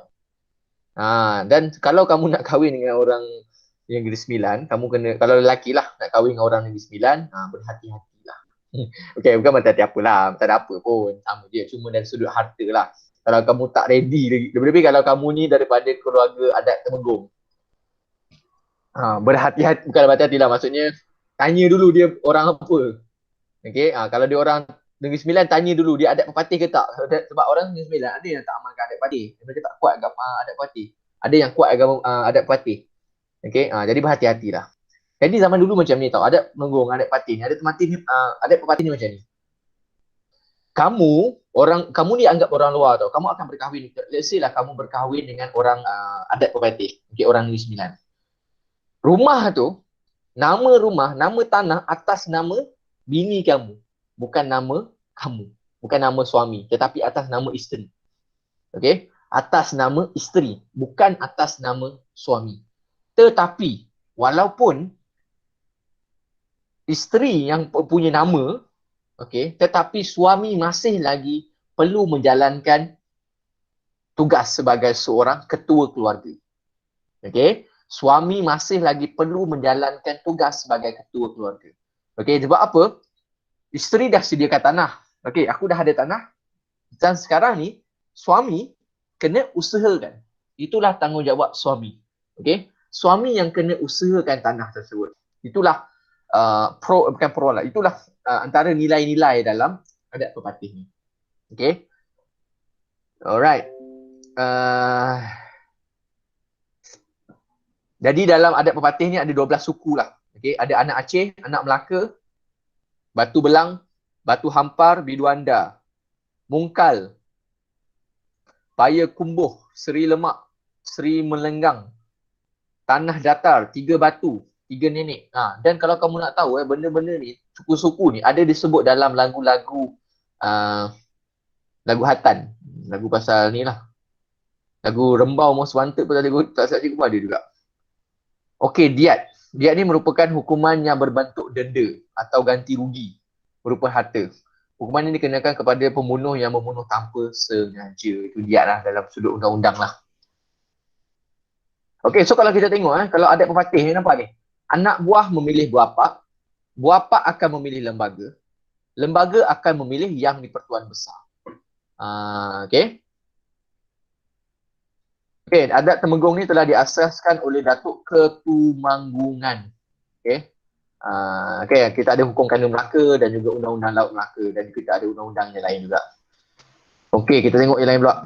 Okey, pengaruh kedatangan Islam terhadap sosio budaya dan sudut pendidikan. Kita tahu bahawa pendidikan Islam itu telah berkembang besar. Okey, telah berkembang maju pada zaman tersebut. Yang mana pendidikan pada zaman tersebut fokusnya kepada Islam. Bukanlah fokus kepada geografi ke sejarah ke matematik ke, tak ada. Ilmu pada zaman dulu yang awal ialah ilmu berkaitan dengan agama. Ilmu berkaitan dengan benda-benda lain ni, sains ke, tak ada lagi. Okey. Okey, dan kemudian nilai-nilai budaya murni juga diserap dalam cerita-cerita lisan juga. Contoh anjing dengan bayang-bayang, itu antara cerita-cerita lah. Lepas tu ada juga pepatah yang terkenal. Siakap senohong gelama ikan duri. Itu nama ikan Ikan siakap, ikan senohong, ikan gelama, ikan duri. Bercakap bohong lama-lama mencuri. Misalnya mengajak anak-anak agar berkelakuan baik dan jangan sesekali bercakap bohong. Kerana perbuatan ini boleh membawa kepada perbuatan tidak baik yang lain. So jangan sesekali belajar untuk berbohong. Berkata benarlah walaupun ianya pedih dan menyakitkan hati. Kerana yang benar itulah tidak akan merugikan. Nampak ayat cikgu? Pujangga tau cikgu ni. Okey. Okey, pendidikan tidak formal tadi, yang tadi itulah pepatah, pepatung semua itulah. Okey, itu ialah pendidikan yang tidak formal. Okey, yang diajarkan oleh ibu bapa kamu dekat rumah. Okey, contoh ibu bapa kamu ajar dekat rumah macam mana nak makan, macam mana nak tidur. Itu semua pendidikan tidak formal. Tak ajar kat sekolah, tak ada cikgu dekat sekolah ajar, okey hari ni kita belajar bab makan pakai tangan kanan. Tak ada Itu semua diajar di rumah. Okey. Pendidikan formal pula adalah pendidikan yang berasaskan kepada silibus-silibus. Okey, macam cikgu cakap tadi, antara yang awal pendidikan ni ialah pendidikan berkaitan dengan Islam, tentang agama. Okey, kemudian barulah pergi kepada yang ada sekarang ni, ilmu-ilmu yang ada pada hari ini. Okey. Kita tengok pula kepada pendidikan pondok. Pondok ni dia macam ni Zaman dulu ada madrasah tau. Madrasah ni macam sekolah lah. Okey, tapi pondok ni lain. Pondok ni, satu pondok biasanya ada satu guru. Dan satu guru biasanya dia akan ajar satu kitab. Jadi, habis kamu belajar satu kitab tu, pergilah belajar kitab lain pula. Macam tu. Tu cara pondok, sistem pondok macam tu. Bukan, dan lagi satu, cikgu sekolah pondok, guru pondok ni, dia takkan ambil kedatangan tau. Okey, berapa orang datang? Tak ada ujian apa, tak ada. Ujian tu ujian dia sendirilah, dia yang uji nanti. Okey. Itu kita panggil sebagai pendidikan pondok. Okey. Dan antara yang terkenal ialah di Kedah, Kelantan, Terengganu, Perlis dan juga Patani.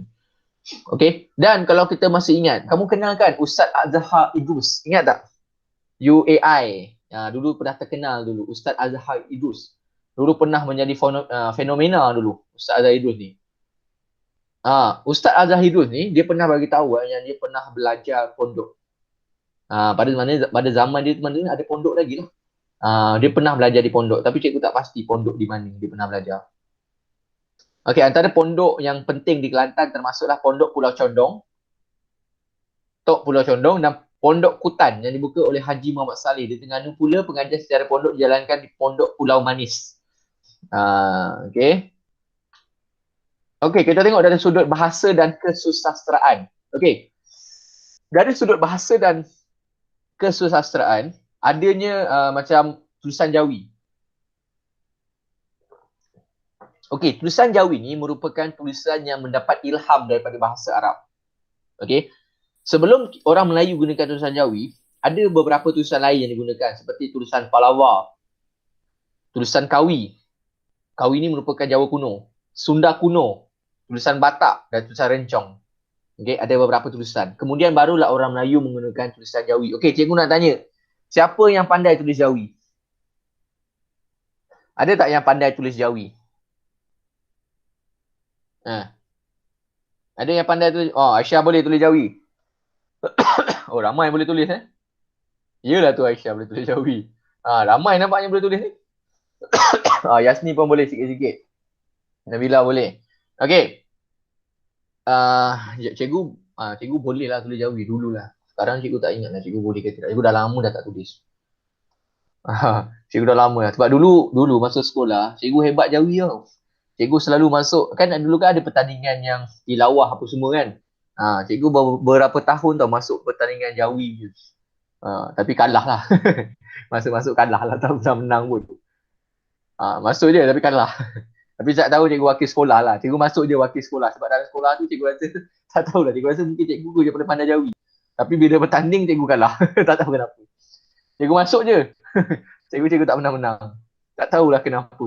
Cikgu rasa hebat dah Jawi cikgu ni. Tapi kalah. Tak tahulah sebab apa lah. Tak ada orang lah. Cikgu masuk pun sebab kena paksa. Masuk pun sebab kena paksa tau. Ustazah paksa. Ustazah paksa cikgu masuk. Cikgu tak nak masuk tapi ustazah kata awak tak masuk, ustazah tak nak ajar awak. So cikgu jelah daripada ustazah cikgu mengajuk baik cikgu ajar, baik cikgu masuk. So cikgu masuklah walaupun kalah. Okey. Jadi menggunakan Jawi Jadi Jawi digunakanlah oleh orang Melayu pada zaman dulu. Okey. Tahu tak Jawi ni orang Melayu dia bukan sahaja dia guna tulisan Jawi ni untuk eja bahasa Melayu tau. Macam sebelum ni cikgu buat thesis cikgu dulu. Masa cikgu ambil degree ni macam kajian lah. Cikgu buat kajian tebal. Kajian cikgu tu tebal ni lah. Cikgu punya research tu. Cikgu guna buat penyelidikan. Dan penyelidikan yang cikgu buat tu, cikgu kena rujuk kepada surat-surat lama-lama dululah. Okey, antara surat tu ada surat yang ditulis guna Jawi. Bayangkan cikgu ni boleh dianggapkan tak adalah tak tahu Jawi, cikgu boleh baca Jawi. Okey, jadi cikgu bacalah Jawi. Cikgu baca-baca. Okeylah. Tapi ada beberapa perkataan yang cikgu tak boleh baca. Antara perkataan dia ialah huruf ni. Sekejap. Waw.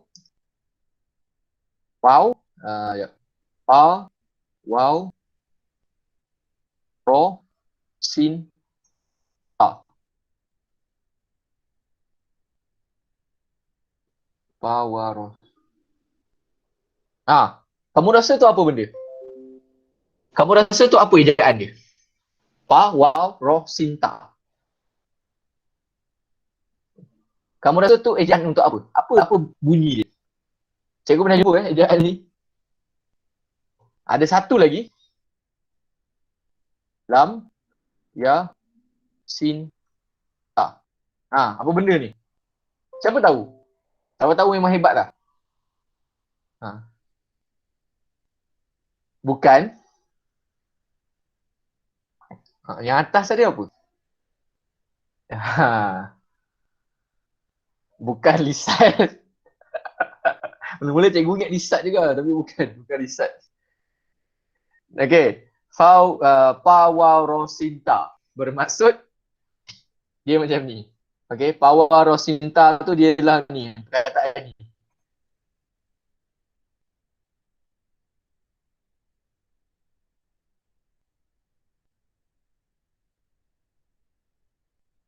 Dia lambat sikit masuk.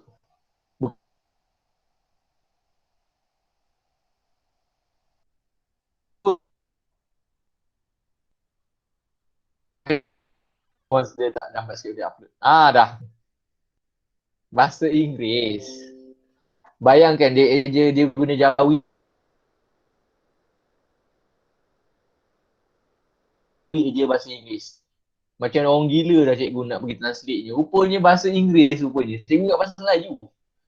Rupanya dia eja bahasa Inggeris. Dia campur-campur. Bayangkan hebat punya orang Melayu Melayu zaman dulu, bahasa Inggeris tu dieja dalam tulisan Jawi. Ada lagi banyak lagi perkataan lain. Itu antara contoh perkataan dia. Lam Yasinta. Apa cikgu? Lisa. Losa.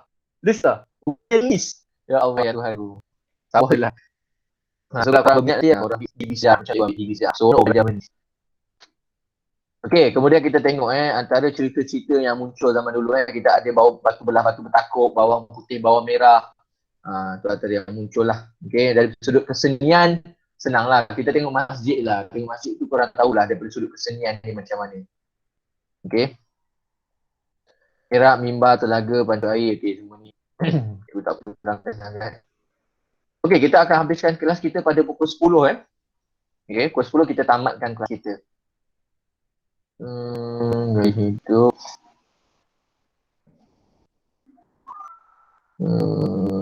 Okey, kalau kita tengok mata wang memang ada unsur-unsur Islam Mata wang zaman dulu memang ada unsur-unsur Islam tu. Apa lagi ada ni? Bab apa ni? Perkembangan di Eropah. Oh lama ni cikgu tak sempat nak terang kat korang ni. Tak apa. Okey. Okey, cikgu nak tanya kamu ni Kamu nak tak kalau cikgu buat satu kelas lagi sejarah? Ya, Maksudnya- cikgu. Semangat Nabila. Nak. Sebenarnya cikgu Boleh cikgu, Boleh juga. boleh. Okey. Mau. Sebenarnya cikgu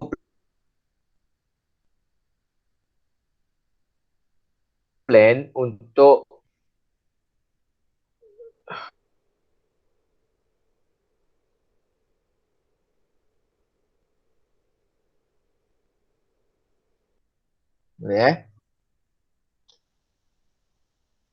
cikgu plan untuk before exam. Selasa minggu depan bukan minggu ni. Minggu depan. Esok tak boleh. Esok awal lagi. Okey, cikgu tengok macam ni. Kalau boleh, kalau cikgu free, cikgu buat kelas pada hari Sabtu atau Ahad. Okey. Sabtu atau Ahad cikgu akan buat kelas. So, tengok